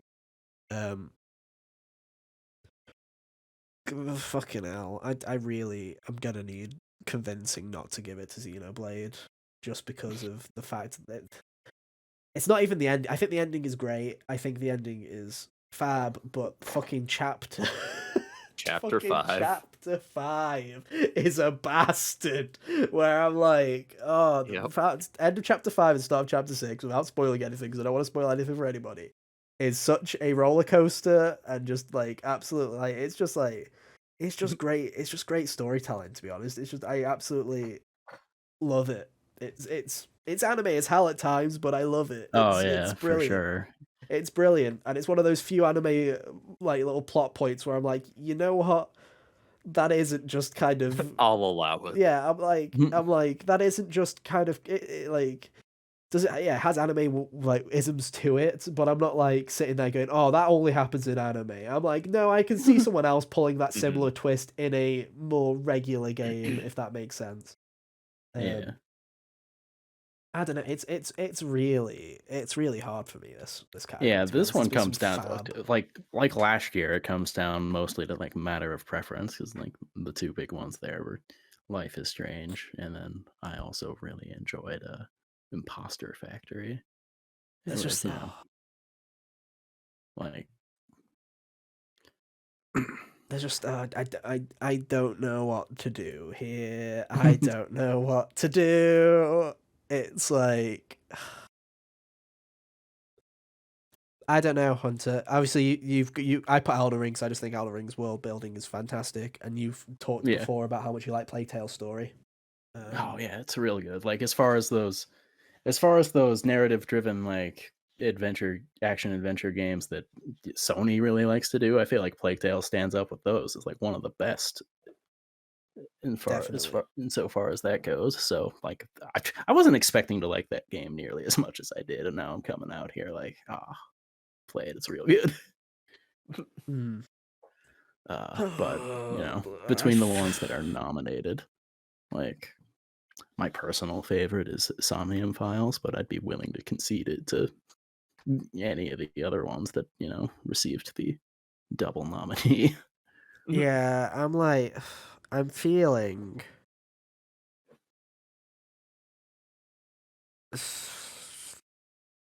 I feel like Kyle wins. I hate to say this. I feel like Kyle wins. Kyle wins with the singular Xenoblade nomination. Yeah. I feel like, it's chapter 5, man. It's chapter 5. I had a fucking mental breakdown. It has to, like, genuinely. Yeah. I haven't had a reaction to something like that since Your Name. And I feel like I feel like when something gives you a reaction like that, it's like, okay, you win. It's the subtleties. That's the thing. Is God of War has these powerful, brilliant scenes, and AI Somnium Files is a really well written mystery. That's all that. But it's just like I say, it's just the small moments. Xenoblade is one of the only games where you have two fucking side characters talking to each other and I actually give a shit. It's like one of those very few ones where there's a large party of characters and I actually give a shit about all of them by the end of it. It's like, it's very rare for that to happen. Even in games I love, like Persona 5, I could throw Haru out quite quickly. In fact, pass me the option to do that. I'll do it because it's Give me the catapult to load Mishima into. Yeah, Mishima can go as well. You know what I mean? There's like this, whereas it's like Xenoblade, there was not a single person in Xenoblade 3 that I met really that I wanted to throw in the bin, and even if I did initially, they turned me round on them in the end. It was very well done. I mean, I know we're not supposed to like the bad guys, but even fulfilling their role, I would bin most of them.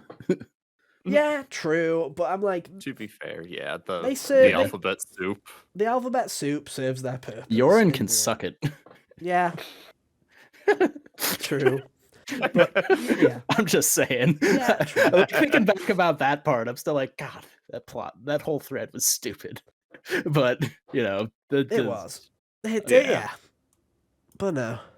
But yeah, like I say, there's so many fucking there's so many good. There were so many good narratives this year. Yeah. It was really hard to pick. I'm sorry that I couldn't contribute more to this category, but you're fired. Get a UFO, you piece of shit. No, I'm just looking at what y'all nominated for this, and it's like Horizon Forbidden West is a sequel to a game I played 4 hours of and didn't like. God of War Ragnarok is a sequel to a game I played the intro for and didn't care to continue that. Somnium Files is a visual novel, so I'd get bored, and also a sequel that I watched Sam play. So you're waiting but for you really enjoyed watching Sam play that first one. Yeah, I enjoyed watching the story unfold in that, but I couldn't play it myself, is the thing. Yeah. I've tried to play visual novels, Hunter. I fall off immediately. Then you got Plague Tale, which is a sequel to a game I didn't play. Yeah. Elden Ring, which is Elden Ring. Not played it yet. Yeah. If you look at Elden Ring and hear my opinions on this podcast and tell me if you think I'd enjoy it based on how it's described. You liked Bloodborne. Well, yes, but Bloodborne wasn't open world. Don't worry, Hunter will hold your hand through it. Yeah. You'll suffer together. I just gotta learn the route first. But no, fair enough. Anyway, that was a hard one. So why don't we... God, that was a long one. Let us move on to something that hopefully will not take 15 minutes. Okay, what's next? We're on to the games we wished we had time for category. This is a great category where essentially we talk about games we wish we had time for that we didn't have time to play for this year. I went in a funny way with it, to be honest. It's very self-explanatory. Yeah. You guys all went for stuff that were actually good. I played most of the good stuff that I wanted to this year. So here's what I'm going to talk about. Here are my nominations, and I'll explain why. Sifu, because it's an actual good game that I missed and I wish that I had played it. Neon White, because it's an actual good game and I wish that I had played it. Next up, Gotham Knights. I wish I was on the fucking train to shit on it, to be honest. Like, genuinely, I feel like people had too much fun shitting on it and I wanted to be there. Not enough to give them money, but I wish I was. It's not like I wish I had time to play it. I wish I had time and money to get on the shit train and play it just to bully. Ethan wishes he was in a position to be given a code and have the job to play same it for to Saints talk smack Row. about it. You see, I wish I had time for a good Saints Row, but they didn't release a good Saints Row, so I didn't have time for it. You know what I mean? Like, it's a shame, really. I would have loved to have shit on that as well. Review copies, anyone, please? Hello. Definitely don't want to use it, just shit on it. But that's those two. And Fire Emblem Warriors, because I bought it and didn't have time for it. I wish I had better money management skills and didn't buy it. But, you know, I also wish I played it. There you go. Those are my nominations. Hunter? Mine are Elden Ring, Triangle Strategy, Live Alive, Tunic, and Monkey Island. Elden Ring I played 10 hours of, and it started Horizon first, so I went back to that once I was done. The only fucker that did that, by the way. Everybody else forgot about Horizon and played Elden Ring. Hunter's that one man in the world that went back to Horizon. Yeah, so I did that, and afterwards I just played a bunch of Backlog games instead of going back to Elden Ring. Triangle Strategy I started about an hour of in like this in-between space between releases, and I don't know, didn't play more afterwards. Live Alive looks cool, but I didn't pick it up because that was right when things I wanted to play started dropping in like the middle of the summer. Tunic came out like right before that October rush for, you know, the console I own, so I haven't played that. And Monkey Island, I don't know, it seems like it's a really well-written game, and I'd probably enjoy it in that sense, so that'll probably be one I pick up someday, because it's readily available to me, and I don't feel like I really need to understand the other ones to be able to vibe with this. I was going to ask, did you play any of the other Monkey Islands? No, but they look like they'd be a fun time too. So I'll probably just go in cold on this one and then reverse engineer my way through the series from there if I want to. That's the spirit. Kyle, what have you put? Yeah. All right, so I've got the Tactics Ogre Reborn released. This is another game similar to Triangle Strategy, which I played, and that game burned me out on strategy games for the year. So this game looks really cool though, and seeing how well it reviewed when I wasn't expecting it to do anything, I'll definitely try and get to it sometime next year. Neon White for Tactics. I know it was. Tactics was made by the Ogres team. Yeah. This is great, and I love Final Fantasy Tactics. Woo. Anyways, Neon White. We're not here to talk about that game, unfortunately. Neon White, like I've said earlier in this episode, this game looks so cool, and I know once I get around to playing it, I'm gonna love it. So, Valkyrie Elysium is part of the Square Enix's Valkyrie series, which has largely been forgotten, and this was definitely part of Square Enix just shitting things out. Yeah. But something about this game just looked interesting, and I just haven't gotten to it yet. And finally, River City Girls 2, again, talked about it earlier. Game looks like a super fun beat 'em up. Well, there you go then.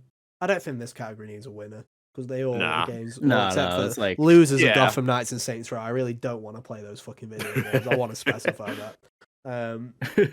But you know, everybody else is a winner.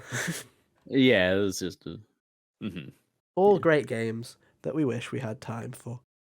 Right then, what's next? Next up, we're looking at the company exclusives: PlayStation, Xbox, and Switch. I love when we do this. Yeah, with the PlayStation. Okay, reveal the release the Kraken. Right, cool. Okay. We all got 4. Epic. Yeah. Right. I also didn't realize until Hunter mentioned last week that Sifu is no longer a PlayStation exclusive, so I'm just going to delete that real quick. Bye-bye. All right, we all did not get 4. Yeah, we all did not get 4. Ethan fucked up. My right nominations were Stray, Horizon Forbidden West, and God of War Ragnarok, because those were the 3 of the exclusives that I played. Hunter? God of War Ragnarok, Horizon, Gran Turismo, which I did not play, but I have watched my brother play and enjoy enough of it to feel like it was at least a quality game. If not, you know, their in-game economy might be a little stunted. And then Stray.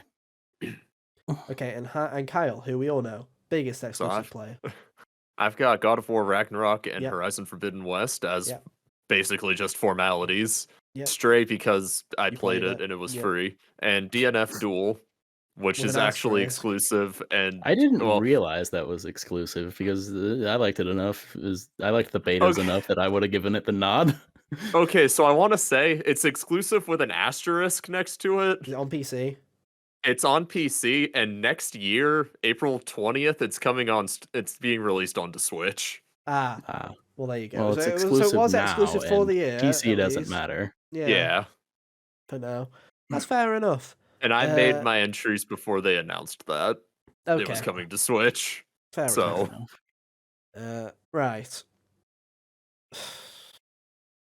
Does God This of one War goes to win? God of War. Yeah, this there you go. Yeah. God of War, Well done. yeah. Congratulations, Sony Santa Monica. It speaks for itself. Yeah. Oh, unlucky Horizon, you Like, couldn't even win this one this Horizon time was around. You good, can't but I even like win in God of our War world. more. You can't even win our award. It was the better game. It's the better game.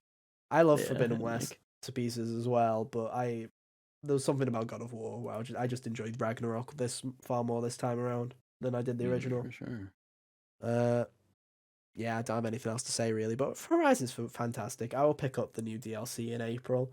We'll see how desperate I am for sadness, and I might pick up PSVR 2 with Horizon in February. We'll see how sad I am, boys. We'll see how sad.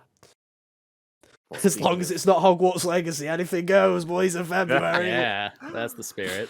There you go. Well, Right. Speaking of sadness, next up we all get to talk about the Xbox. Right, can we pour one out for Xbox players this year, man? Jesus, they've had to live on What their did you guys backlog. even have this year? Right, well, release the Kraken. Let's find out. Let's release the Kraken. Right.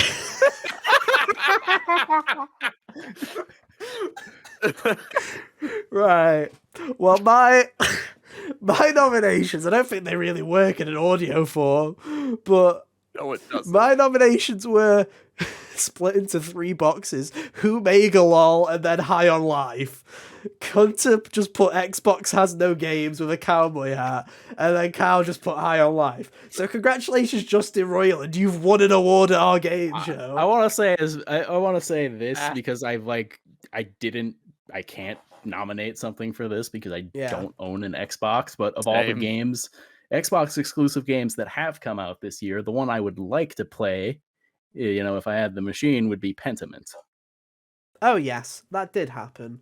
Here's the thing: I would give it a nom, but I'm not gonna do the fucking pity nom where I'm gonna for something like this because it's like I haven't played it. Yeah, it doesn't matter really. I'm just saying because I can't nominate anything. That's the one that I find the most interesting. But Got no, a 10 out of 10 on Steam. I feel bad for Xbox this year. Well, I don't, because fuck you. You've had this whole fucking Activision Blizzard thing in my head for the past 12 months. So thank you for that. But it has been a really slow year for Xbox. I've hardly used my Series X this year. I used it to play a couple of games at the start of the year. I've played a couple of indies throughout the year. All my indies that I played this year, so funny enough, were not indies that came out this year, but I played plenty of them on Xbox that weren't out this year.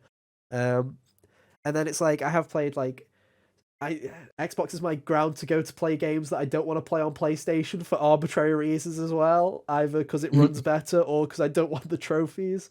So I'll play Yakuza on Xbox, and I'm playing Witcher right now on Xbox because I don't want to play it on PlayStation. But yeah, there's been nothing for Xbox, which I'm hoping next year changes because they should hopefully have Hellblade. They should hopefully have the other Forza game that's still missing in action. Jesus, where the fuck's that one? They're claiming Redfall, Starfield. They should be filled next year. Maybe Avowed finally shows up. I feel like Avowed should be coming out next year if it was on track. I feel like that game was announced ages ago. But anyway, congratulations, Justin Roiland. You've won an award at the HGAs, apparently, with High on Life for releasing. It may have been by default, but an award is an award. But also, it was passable enough that you would have been a 4 or 5 if there were 4 or 5 exclusives. You know what I mean? It's not like... Yeah. It was good enough. It was good enough. Anyway, that was fun. That was funny. On to the Switch. Yes, which is 1, 2, 3. Look at these games. What? Switch had Look games at these this year? games. Damn, bro. Looks like it had quite a few. My nominations were Pokemon Legends Arceus and Scarlet and Violet, because I couldn't think of fucking another game. Splatoon 3 and Xenoblade 3, because those were the 4 games that I thought were competent enough. And I don't think Scarlet and Violet deserves an award, but they were fun, and that's all that matters. Fuck you, haters. I had fun with Scarlet and Violet. You suck. They were fun enough. Best game since Gen 5, bro. Fuck off. They gave us Clodsire. Clodsire is, and they gave us good characters. It's the first generation since Generation 2 to have a new Wooper. Therefore, it's the best one since Generation 2. It's true. It's true. Hunter, what did you put? Expert Pokemon. My nominations are Xenoblade 3, Triangle Strategy.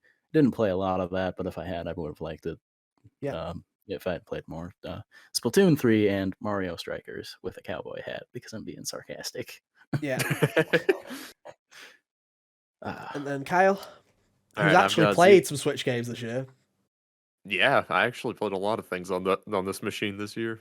We got Xenoblade 3, Splatoon 3, Legends Arceus, Live Alive, and Triangle Strategy, again with an asterisk because it later came to Steam later in the year. To be fair, I would have also nominated Neon White, but that got released on PlayStation like a week ago. Yeah. So otherwise, I would have nominated that for sure. I mean, I know how this is going. Xenoblade 3 wins Best Switch Game of the Year. Well done. Yeah. That's as easy as it goes. But I do want to talk about... We'll take a minute to talk about other games here. In particular, like I say, I just want to talk about how much of a shock Pokemon Legends Arceus was. Honestly. I don't think anyone was expecting a good Pokemon game ever again. I genuinely was shocked by that game, to be honest. We were all ready. We all were ready. We'd got our clown shoes on. We were getting in the clown car and ready to fucking cause a ruckus. And then we played the game and we were like, oh shit, it's fun. Quickly reverse. We need to undo. It was much fun. I genuinely haven't had fun with a Pokemon game in so long. It was so good. I had zero expectations going into this game, and by the end of it, I was just impressed at what Game Freak was actually able to do with it. The world that they made was so interesting, and all the new Pokemon, some of them suck, but most of them are neat. Hello, Sneasler. Sneasler's not real. They can't hurt you. I refuse to believe it's real. And also, I made a review of this game. You sure did. Good job. And we also have a short of the review, which has Ethan's face as the thumbnail. We do, because you can't change thumbnails on shorts. Nope, and it also we also have a TikTok as well of that. That's wow. It's the only one on TikTok. We do have a TikTok, and that's the only video on there. And I just thought, I was gonna check how many TikTok views we had, but gosh, no, shut up. I hope that did that come through on the mic? Did that come through on the mic? I don't think so. I don't think so. Okay, good. That's good. I'm just making sure because I was gonna go and quickly look at what the view count was on the HGO TikTok one because I don't use TikTok. 2,000 views on TikTok. Wow, thank you for that. Wow. I love that we put a TikTok out there. It did work rather well. Thank you, Robot. We chucked it out. Thank you, Robot. Thank you, 8-year-olds with zero attention. I'm gonna start making 1-minute reviews first before I do the full things next year. Well, that's yeah. We'll just do it. We will. We'll now that shorts are separated into a tab, we'll actually do more shorts next year because they do well. It's just I hated how they looked in the main video feed. So now that they're separated, I'm more than happy to start doing them again. But yeah, Legends Arceus was fab. Scarlet and Violet, I had so much fun with it. I'm honestly shocked. They are buggy and they are fucking pathetic in terms of like a AAA biggest franchise on the planet release. But they were so fun, and the game at heart is really good. Pokemon has a bright future if fucking Pokemon Company allows it to have that bright future. If they can get their life together. Yeah. Jeez, which I think genuinely, I feel like, how Nintendo was like, the fact that Nintendo had to apologize for Scarlet and Violet to me maybe thinks that this will be the turning point because they had to something about it. They had to actually apologize for it this time, which in Nintendo's eyes, they'll be looking going, okay, this isn't happening again. Fingers crossed anyway. Wait till Gen 10 and I'm proven wrong yet again. Hooray. Anyway. Right. We have got a couple of meme ones, haven't we? And then we got a couple of meme ones and like the generic kind of best looking forward to game later. But we're nearly there. where are we going first? Are we doing It's like doing backlog game? Backlog game. Yeah, so our backlog games are... Backlog game is just a game that we played this year that didn't come out this year, but we really liked. So this is just our shout out, really, to games that we played for the first time this year that we thought were pretty good. I'm waiting for the reveal. Kyle, you revealing? Or Sorry, doing something. Right, well, I'll do it. Where are we? Backlog. I'll do it. There you go. Backlog. Boom! I did it. Gibbity right, here am I. So, my 5 this year that I played that I really liked were the original Mass Effect. It's very good. I played it in January of this year or something ridiculous. I played it really early, and I liked it quite a bit. I haven't gone back and played 2 or 3. That's my fault. I wanted to, but I keep getting distracted. I will hopefully play 2 next year, but it's very good. AI Insomnia Files. I did play that for the first time this year, even though Nirvana Initiative came out as well. I did play it because it was on Game Pass. It's fantastic. You should play it. Toem was a Plus game, but it was an indie game that came out last year. It was the photo game that was. It was. I think they only gave the PS5 version away on Plus, but if you did get it, play it. It's great. It's a great little photo. It's a little black and white kind of indie game where you basically have to take photos and go around an island, and it's a lot of fun. It's just very cute, very kind of simple. It doesn't take very long. It's like 2 hours long. I had a really good time with it. Loved it. Wolf Among Us, people say is the best Telltale game. I'm inclined to agree after playing it. It's fab. I absolutely adored it. It's really good. I can't wait for The Wolf Among Us 2 now, because it's a very good game. Then the final one, Coffee Talk, was on Game Pass, and I played that as well. I had a blast with that game. It's just sitting down talking to monsters about and drinking coffee, and it's just fun. It's very chill. I played it in a day. I played the entire thing in like 5 hours in just like a night. It was like 2 nights before I went to bed for me. Yeah, but it was a fun time, and it's just very good. I'm looking forward to the second one out next year as well. That'll be fun. Hunter, what are your favorite backlog games? My backlog games this year are the Great Ace Attorney, which I played that was my game that I was playing in January while I was waiting for things to come out, and I was wrapping it up as Horizon came out. I was playing Sifu as a in between cases in this, and while I was playing Sifu when I got home from work, I was still at work constantly thinking about the Great Ace Attorney where that story was gonna go. And even after finishing it, in February, I've still thought about it. I still think about the music, twists, all of that. If I had played this game last year, it would have been in my top 2. Haven was this really cool indie game about this couple escaping to a lost planet because their society was oppressive. Shovel Knight, game that I always wanted to play, never got around to until earlier this year. Really good. Coffee Talk, I liked for the same reasons as Ethan. They create a cool world and neat characters, and you're just serving them drinks. Fun time. Tormented Souls, really cool indie horror game, definitely inspired a lot by Resident Evil, Silent Hill. Does a good job at being what it wants to be as far as a cool throwback. Kyle.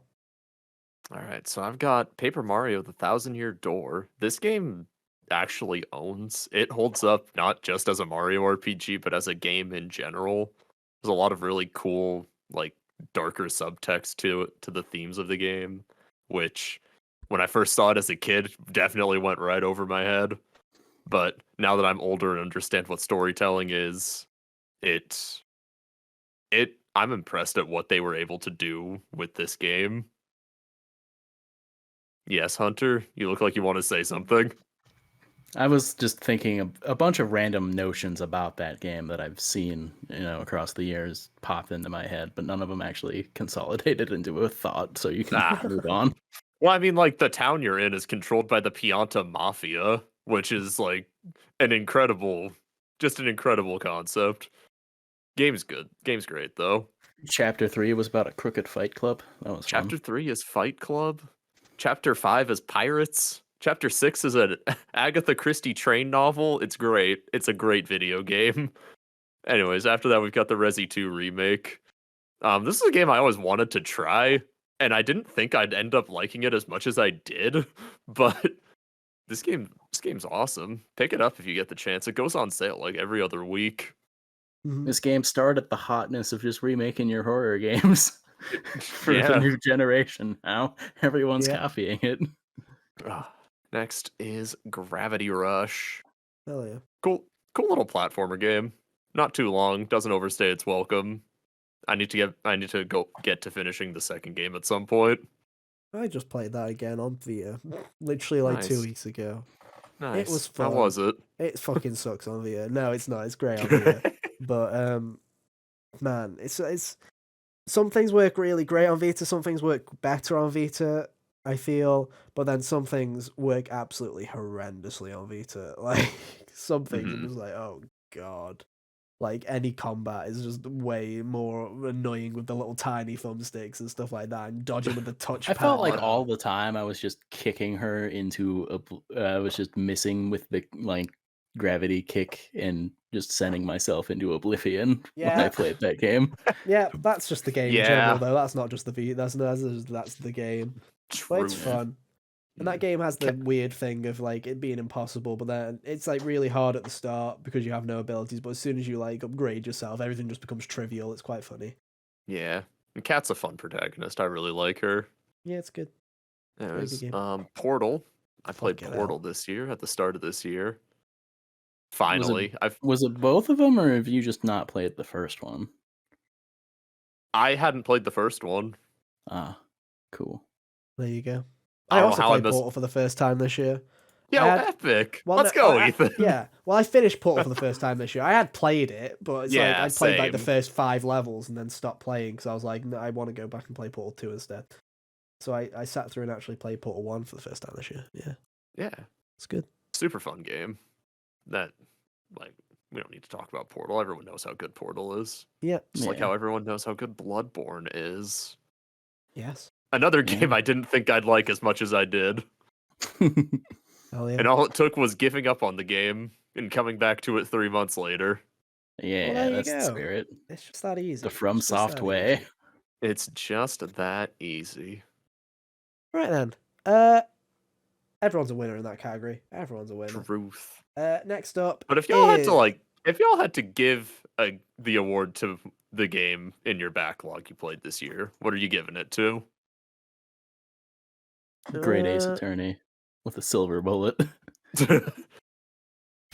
It's either AI or Wolf Among Us. Probably. I'd probably say AI.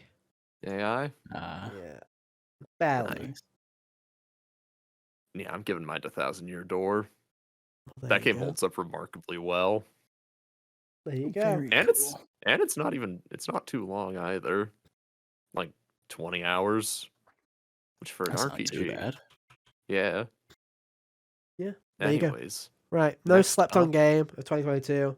These are for the games that should have gotten more love this year. I don't even remember what I fucking put. Well, let's find out. Oh, good. Right, here we go. Right. Cool. Oh, boy. Right, my nominations for this are Sifu, because I feel like people didn't give that game enough love. Pokemon Scarlet and Violet, because I feel like Twitter had a field day, where if they actually played the game, they probably would have had some fun. AI The Somnium Files Nevada Initiative, because I feel like that game just went under the radar, and it's quite fab. Ollie Ollie World. That game looks great. It's got great reviews. I haven't even played it. Why haven't I played it? It looks fab. People should play it. I'm gonna play it at some point, especially since I like the studio now from playing Rollerdrome. Yeah, and finally, Klonoa. I bought Klonoa, guys, and I bought it with the indication of that was going to be worth money. So if people could pick up more Klonoas so that it's worth more, that'd be great. Thank you very much. I'd appreciate it. No, it's just Klonoa's a fun little 2D. It was like, it's like there's a lot of like remasters and stuff like that have been happening recently, and Klonoa's just like it's like a Kirby game. If that it's not hard. It's just fine. It's good. And I feel like people kind of slept on it a bit because, like, as it comes, like, as a remaster, it's actually pretty decent. So there you go. It's also good to see it get remastered because if you even try and pick up the original PS1 copy, enjoy selling your kidney for it. Oh, not Yeah, the exactly. kidneys. It goes for a pretty penny nowadays. Well, it's super cheap on and it was physical in Europe. That's also a funny thing. It was physical Oh, in Europe. nice. It wasn't in North America, but it was here. Oof. There's still copies available as well, so they've definitely reprinted more. That's weird. I feel like that's especially weird. Anyway, Hunter, Quick, what are Ethan. yours? Start Mine. buying all of them. No. What? Yeah, buy My more. nominations for this are Rollerdrome. Like I said earlier, a lot of indie games. It was a really good year for indie games, and I feel like a lot of them got their moment. Rollerdrome did not. It bums me out. Somnium Nirvana, the really good story, and it just kind of falls into that, oh, people are going to ignore it because it's an anime game kind of thing. Yeah. It's one of those ones where I expect it to be, under the radar, but I still think it's really quality regardless. Um, Following on from that, Sifu. It's weird how often I heard people talk about this game being good, but also like if you cross-reference that with the review scores, you like get a different story, and it's perplexing. It is one of those ones where you read the things and people are like, I've had so much fun with Sifu. The game's a blast, it's action filled, you have a fun time, 7 out of 10, and you're like, okay, I feel like I've missed something here. Like, where's the Yeah. like I've missed something here. Something doesn't add up. Yeah, it's weird. Nobody Saves the World is a game that came out. I feel like this passed under the radar for a lot of people too. I played it and enjoyed it, and like it came out towards the start of the year. Originally exclusive to Xbox for a period. I feel like didn't really get talked about very much on the initial release, and then even like a jolt of adrenaline, so to speak, for coming to a different platform didn't really help it either. And it was a Yeah. good time. It's a fun little. If you got a buddy to play with, it's great. And then Callisto Protocol did get a lot of attention, but I feel like people are too harsh to this game. It's got even further down. You're losing points on It this did? thing now. Yeah, It's at a 68 right now. Oh my god!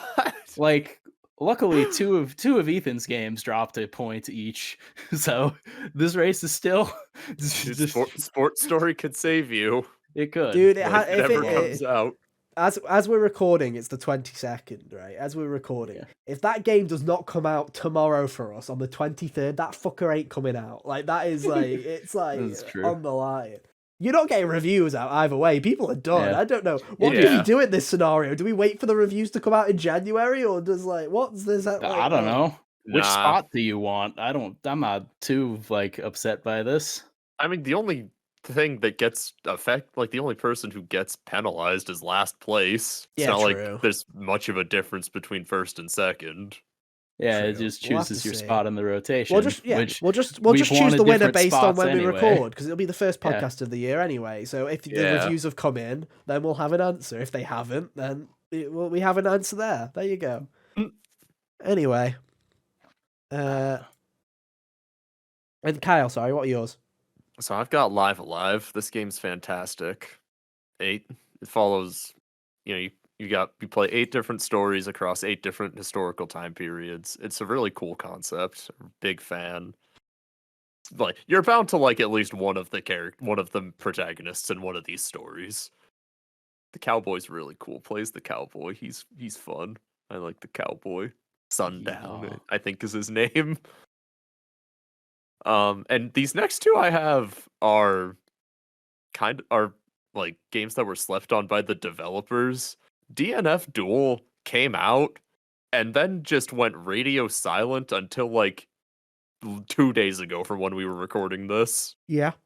When they finally decided to be like, hey, here's our plan for this game finally. Got a buffs only balance patch, which is hilarious. And we that's got what you like to see. dude, this game was made by the same people that made Marvel vs. Capcom 3. So if they're gonna make this game more cracked, I'm down. Nice. And the other thing they did is announce Season Pass with more characters. But I feel like at this point the damage has already been done, where the people who like this game are still playing this game. but everyone else has definitely just fallen off. Yeah. I'll check out the balance patch when it drops. Actually, it dropped today when we're recording this, so I'll check it out tomorrow. But yeah, I don't think it'll really change my opinion on it, especially because it was having to already compete with Guilty Gear Strive, which is Arxis's baby at this point. Well, yeah, that explains why they don't really care to, like, they just put something out because, really. Yeah. And the other game I have is Persona 4 Arena. This game was, like, this re-release was so mismanaged. The game just like the Persona 25th. Wow. Wow.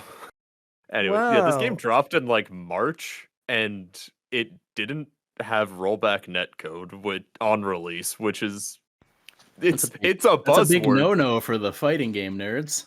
But for, like, online fighting games to be playable in the modern times, you can't rely on shitty netcode anymore. Rollback just makes everything better. It makes the games online more playable. And to just have that release and be like, by the way, in a later update, we're going to add the rollback. People have already fallen off the game at that point. Oh, yeah. There's, like, the people that like Persona will play Persona, but everyone else, like, with that and DNF Duel, I just feel like they lost a huge potential market when they really didn't need to. Oh, 100%. It was like I say, the whole Persona situation this year has been, absolutely dire. It's been not been good. So am I shocked? And yet none of us put Atlas down as shittest company. Yeah. Well, that's because it's been like it's by comparison to everyone else, it was still relatively inoffensive, I would say. Like, they just, fair. Yeah. Everybody else was committing crimes, whereas Atlas was just being Atlas. It's like no one's gonna stop Atlas being Atlas. So, it's just it is what it is, right? It is what it is. Right then. Well, I guess we are going to have to. Well, no, we have to pick one here. We have to pick the most slept on game. We have to do this. This is an award. Oh, right. So, this Hunter, is one of the. What's up? Sifu or Somnium? Which one do you want to give it to? I'm feeling. If we're talking about actually slept on, I feel like it's Somnium. Yeah, Somnium got less attention in general than Sifu did. And I also like it more, so this is an easy decision for me. Right, well, there you go then. Congratulations, AI the Somnium Files, Nevada Initiative. You get the most slept on game of 2022. Go play it. It's great. Amusing, since it's about sleep in some regards, too. Yes, true. But yeah, there you go. Right. We are down to the last 3 awards, ladies and gentlemen. And my God, we're going to cross the 2-hour mark, so it's been a good one. All right, anyway. So, hotly anticipated game of the year. So, it's the simple one. It's like the Game Awards Twitter and not like poll. Like, what's the most anticipated game for next year, guys?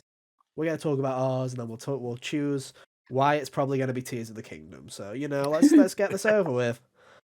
All right, here we go. Okay. My 5 are Marvel Spider-Man 2, Legend of Zelda, Tears of the Kingdom, Suicide Squad, Kill the Justice League, The Wolf Among Us 2, and putting some copium in there, and also because I wanted to be different, Final Fantasy VII Remake Part 2, whatever it's called, Rebirth, I think. Was it Rebirth? Yeah. That's my other nomination. Hunter? Mine are Legend of Zelda, Tears and/or Tears of the Kingdom, Resident Evil 4 Remake, Dead Space Remake, Final Fantasy 16, Spider-Man 2. Kyle? And I've got Final Fantasy 16, Octopath 2, Resident Evil 4, Street Fighter 6, and Armored Core 6. Are you actually interested in Armored Core? Yes, it's a big robot game. This sounds awesome. Okay, fair enough. Fair enough. We found the market. There you go. I mean, there is a market for them. I've met other mech nerds before. Giant robots are cool. Yeah, despite, Transformers' best efforts to make them not cool throughout my Forever. years of teenagehood. No, 100%. Right. So in terms of this, I've also only just noticed that all the Hunters things have been unhighlighted. I've only just noticed this on the document. Why? What do you mean? It's all of the highlighted to titles? me. All the titles have been unhighlighted. Anyway, doesn't matter. So I guess going Oh, through that's is weird. due to multiple is Spider-Man 2, Final Fantasy 16, Resi 4, and Zelda. I don't know where to go with this. I don't know. I mean, if we're talking game pure would- what? excitement, well, Legend of Zelda is the one I'm most looking forward to. Is Legend of Zelda the one I'm most... Here's the thing, right? Is... Like, I'm honest with you here. It's been so long, I don't know if I care anymore. Like, it's been so long that it's like, I'm sure there'll be a trailer a week before, like a month, 2 months before launch, and I'll watch it and I'll tear I really up, hope they and got. it'll be great. I hope they got the Sauce trailer and I'll be somewhere. like, I'm in, you son of a bitch. I am in. I can't wait. But I'm not like, honestly, right now, I still don't think that game exists. In a weird way. I mean, like, I just don't. I know it's coming out in May, but I just They don't haven't feel really like it's shown a real. lot of the game. No, if you put all 3 of their trailers together, it makes one teaser. Yeah. But even so, as far as I'm concerned, personally anyway, I anticipate the next Zelda game upon finishing the current one. So obviously, with one being announced, that goes like to the top of my list as far as any time it's reasonable to assume it'll come out, which, you know, maybe it'll still get pushed if I'm really unlucky. In which case, if you want to narrow this down to definitely going to come out next year, Resident Evil 4, I think, is my most anticipated game. But I like to dream. It's really hard. I feel I'm like... excited for Resi 4 for a different reason from Hunter, because I've been going through the series, or I went through 2 and 3 this year, and 4 looks really cool. And I've heard a lot of good things about 4, so I'm excited to go back to 4. Yeah. See what all the buzz is about with 4. It was one of the best games ever made at the time, and they're probably going to do it again. It's going to be a great yeah. year. Like, I don't... Yeah. It's like, yeah, I'm excited for Tears of the Kingdom, but I'm also ready for disappointment with Tears of the Kingdom, you know? That's my thing, is I'm like, I'm ready for anything with that game. Will Magic strike twice with me and Zelda? People were talking a similar way about God of War earlier this True, year. I was talking that way about God of War. Yeah. I was like, well, why do you care? And, I don't know. Yeah. We'll see. So, whereas it's like, here's the thing with mine is like, Spider-Man 2, I know I'm gonna be like a fucking kid on Christmas when that game comes out, because I love Marvel Spider-Man and I love Miles Morales, and I just know that game's gonna be great because Insomniac only makes great games, and the Spider-Man games are fantastic. And yeah, you beat them in like a weekend and you're done with them, but they're fantastic. And I've replayed the Marvel Spider-Man games like 3 times each. I love them. They're great. Final Fantasy VII Rebirth is my, like, I can't wait for that because I want to see what fucking kooky shit Nomura has planned. You just gotta know. Yeah, I've got to know what happens. And Remake was like my biggest surprise of 2020. I did not expect to love Remake as much as I loved it. I absolutely adore that game. It's fantastic. So yeah, to me it's probably Remake too, but I also don't think that's coming out next year. I think that's an early 2024 game. Yeah. So I'd give it to Tears of the Kingdom from my end, but it depends. If you guys are interested in Resi 4 more, I think it's an interesting pick. I feel like Resi 4 should come with an asterisk because it's a remake. I also put the qualifier of, if Zelda gets pushed, then that would be my most anticipated game following that. Like, Zelda is. Well, if we're putting asterisks, we might as well fuck it. Give it Zelda then. I don't care. Yeah, give it Zelda. Yeah, that's what I'm saying. Give it to Zelda. Right. Okay. Well done, Tears of the Kingdom.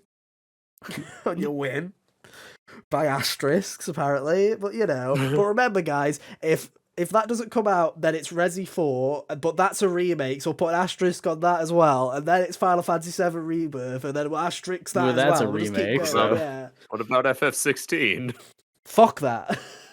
Okay, fair enough. I mean, Resident Evil 4 might be a remake, but also in a similar way to 2. It's a different. It looks like it's a different beast.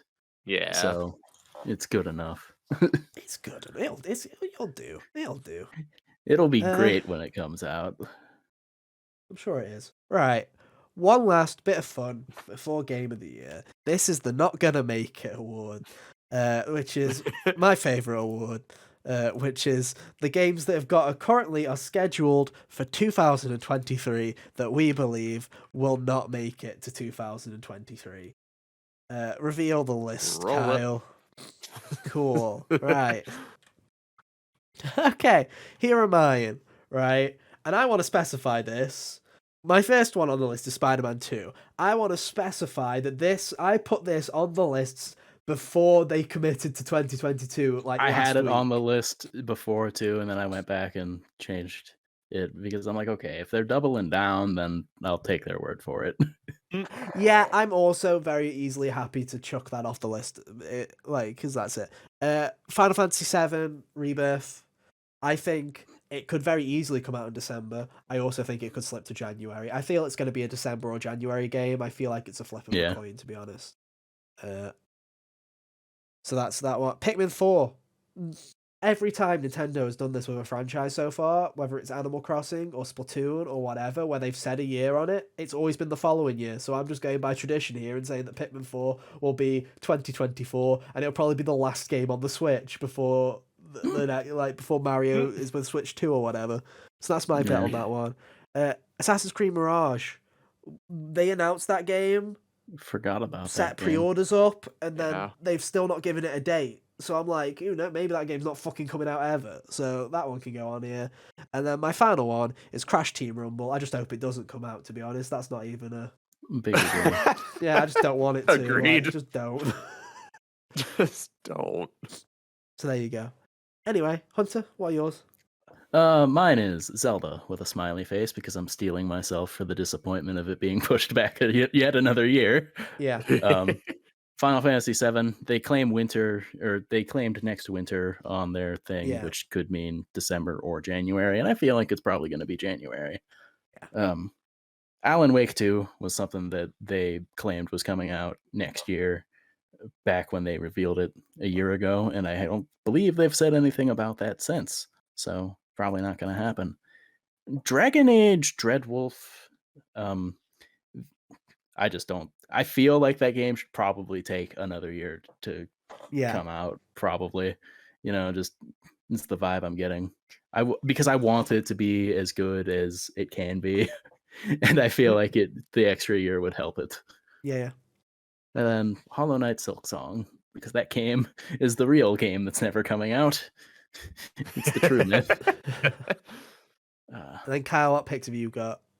I've got Starfield, Final Fantasy VII Remake Part 2, and Pikmin 4. Okay.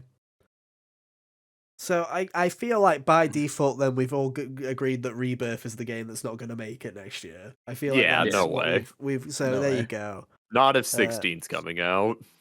Well, you see, I don't think they give a shit about 16. To be honest, like not in that way. I think I feel like Final Fantasy 7 I feel like is a different beat. They don't collide as much as we think they would, as far as splitting the audience. Mm-hmm. Like, first of all, Final Fantasy fans are crazy. They'd buy 2 games full on. They'd buy 2 full on RPGs in a calendar year because, of course, they would.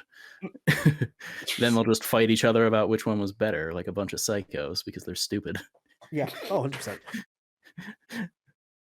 I also think, and I don't want to, I don't really want to talk about it like kind of in terms of like casual and hardcore, right? But I feel like Remake is like the casual Final Fantasy series, and what I mean by that is I feel like that's the normie series. People picked up the one Remake that casts the wider because they were like, I've heard that people love Final Fantasy VII, so they picked it up. I have friends who have never played Final Fantasy, never intend on playing Final Fantasy, but are going to play 7 Remake because they've heard that people love 7, so they're going to pick up the Remake and play through the trilogy.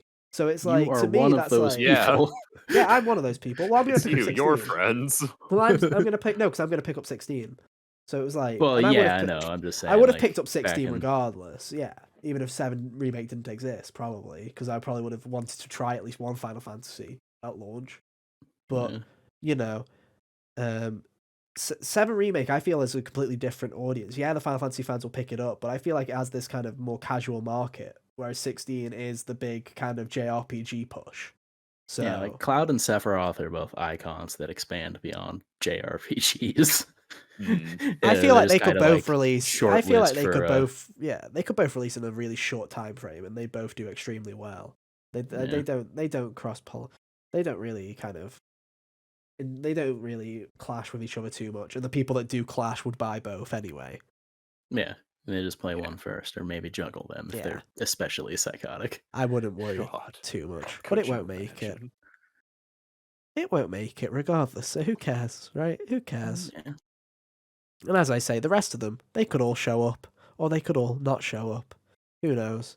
Starfield, I think, will make it. Starfield's going to make it this time around. Yeah, I feel like Starfield will probably. Will it be good is the real question.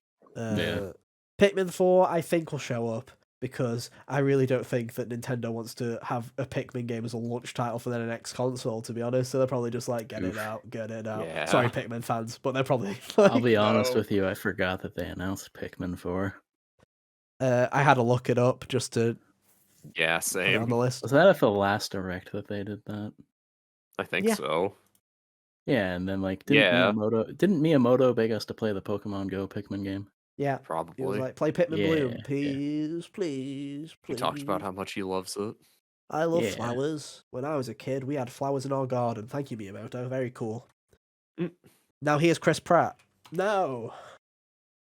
Anyway, it's time, ladies and gentlemen. It's time for our Game of the Year. Wow. So much anticipation. I know you've been eagerly awaiting for this conversation for 2 hours and have definitely not predicted what Cal's is already, and then have me and Hunter talk about the same 3 or 4 fucking video games. But I know that at least a couple of Hunters will be different, so we'll see. Right.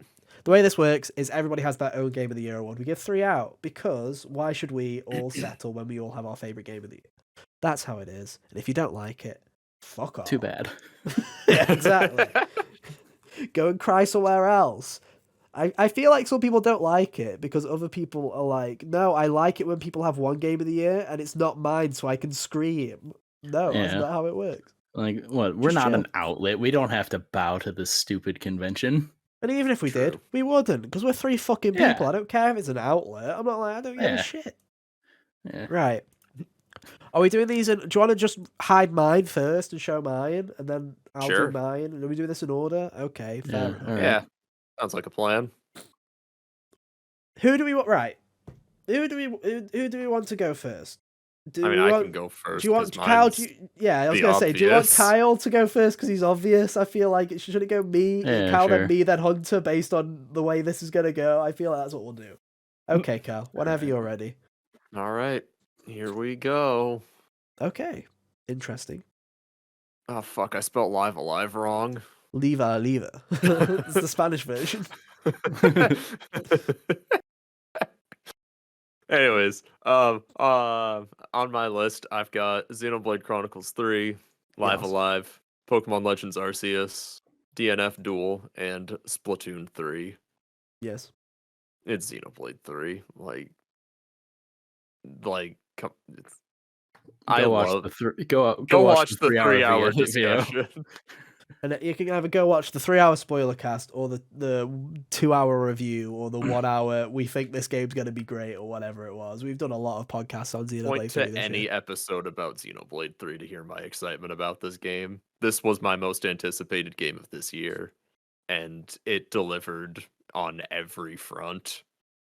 Like, this game just grabbed me in a way that I feel like the other two Xenoblade games didn't. And like Ethan said earlier, all of your 6 main cast members are all super interesting, and I cared about all of their issues, which to make that happen in a JRPG setting is a fucking miracle. They matter for the whole story. They matter for the whole story. None of them fall off at any point, really. The music, like, every part of this game just works so well with it. And it all culminated in that ending where the game finally broke me I cried at a video game for the first time, and I don't know how long, but I believe you told us that Xenogears made you weep. Did it? I believe so, yeah. I don't recall. This was years ago. No one's going to fact check that. Our Game of the Year episode for 2020 is there where you can go check that fact. Go check, nerds. Get Hunter, back to it. You need to stop remembering things. Why do you just have that on hand, ready to go? At all. I don't know. It's just... I'm afraid of your brain, Hunter. But no, this game's beautiful, and it's also the kind of sequel where you don't need context from the other two games to play it. It helps, but it's not a hard requirement. This game's just incredible, man. I don't have anything else to say. I'd just be talking in circles. Fair enough. Well, I guess I'll go next. Jeez. Okay, right. 3, 2, 1. Boopy doopy scoopity poop. There we go. Look at the fuck. What is this? Is this the Game Awards, bro? Jesus Christ! Look at You have Legends Arceus on yours? Yeah. Okay. My 5 games of the year nominations go to Elden Ring, God of War, Ragnarok, Horizon Forbidden West, Xenoblade Chronicles 3, and Pokemon Legends Arceus. Yeah, it was close. It was between Arceus and Nirvana Initiative.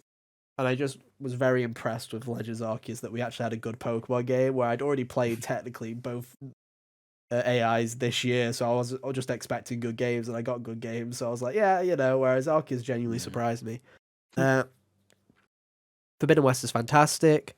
Ragnarok is brilliant, and so is Elden Ring, and so is Xenoblade. It's hard, like I say, man, it's like fundamentally in terms of video games, it's been a brilliant year. There's been so many great games where it's mainly just it's a personal preference. It's not necessarily a Dude, it's been stacked. It's not a year where there's like a clear game that is like superior, like in the slightest. But again, like I say, when it comes to games and when it comes to making a reaction, when it comes to coming onto top lists, it for me it's always based on emotion. So it's Xenoblade again. For me it's Xenoblade 3. And like I say, it's like I haven't had an emotional reaction to something like that since Your Name. Which is my favorite movie of all time. So if something makes me cry or something makes me emotionally invested, I'm usually heavily interested and involved. So yeah, there's something about that game. It's genuine. It's my favorite. It's my favorite Switch game. I feel like it's overtaken Breath of the Wild, and I genuinely do love that game. And it's not perfect. There are definitely issues that I have with that game. There are definitely pacing problems with that game, especially early on, where I feel like that game's a bit slow at the start, and there's a bit of a couple stop-starts, and the ending's a bit too quick, which I feel like is a problem with a lot of games this year. But it's funny how when the actual ending starts happening, it was too fast, but I feel like their final chapter had a bunch of padding at the same time. They had a Triforce quest at the end, which I was like, why are we doing this? This is Wind Waker. What the fuck? Like, come on. Yeah, it was stupid. I didn't like that. No, neither did I. But no, it's Xenoblade 3. I adored it. It's great. It's fantastic. I can't wait for the DLC next year.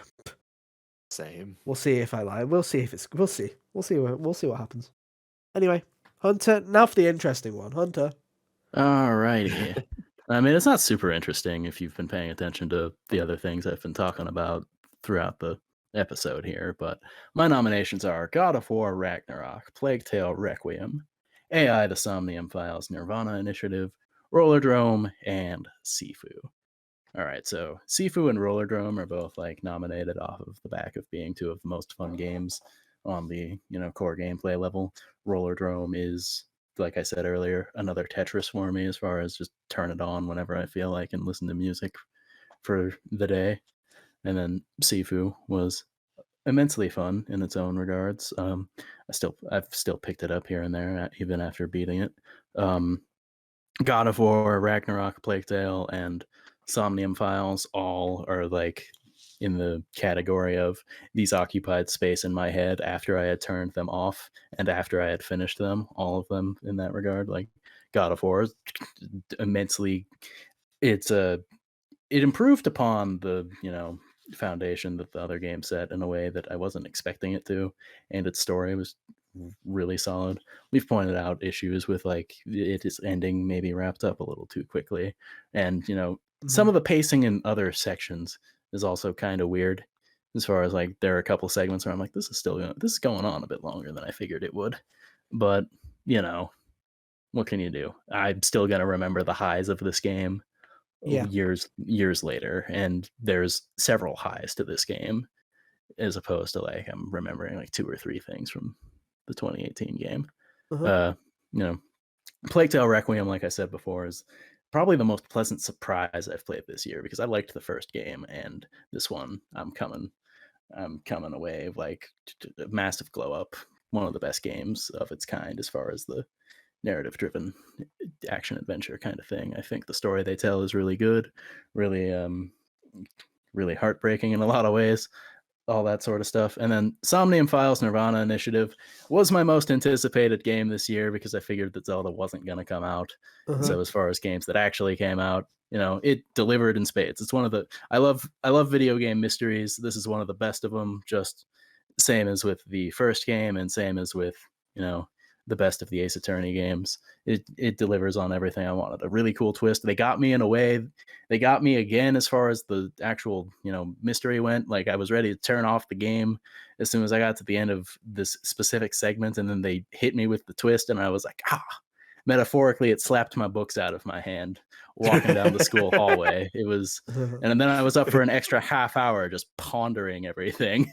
It was wild. Like I thought about this game so much when I wasn't playing it. I have a Google Doc that's just me taking. It's like the corkboard string theory thing. The scribblings of a madman.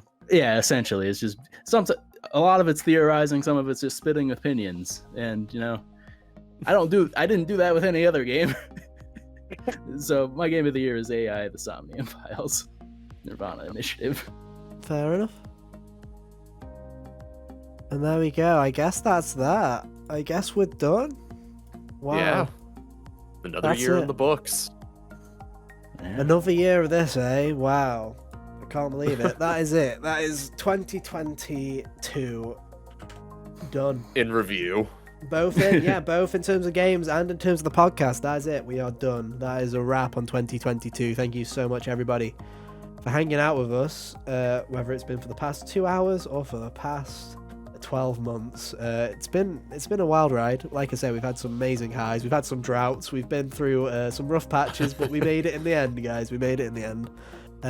This year was weird. This year was still one of the weirdest as far as like releasing the release schedule, but looking back at it retrospectively, it was stacked. A really good year. Really good year, just very weirdly paced. But hey, there you are. Let us know what your guys' favorite games of the year are on the socials, on the comments, wherever you want to chuck them at us. We'll listen to them, we'll hear them. That's great. But yeah, I guess, as always, our links are on screen right now or in the description if you're on podcast. You can go and follow us on Twitter to keep up to date with everything that's been happening outside of the podcast. Feel free to do that.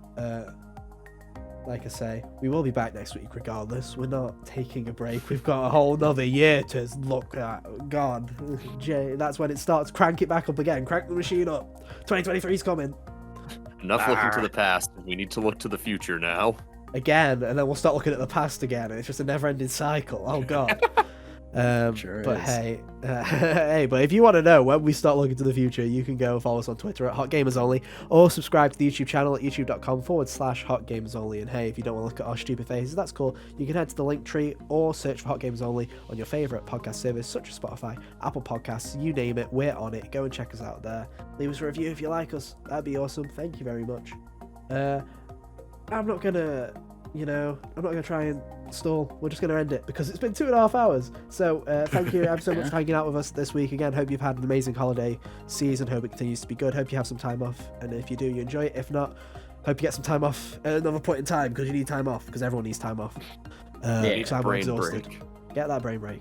We'll be back same time, same place next week in the new year for more, I guess. I feel like I should have said same time, same place next year, but then I also feel like that would have been like, no, we will be back before December next year. Please come back.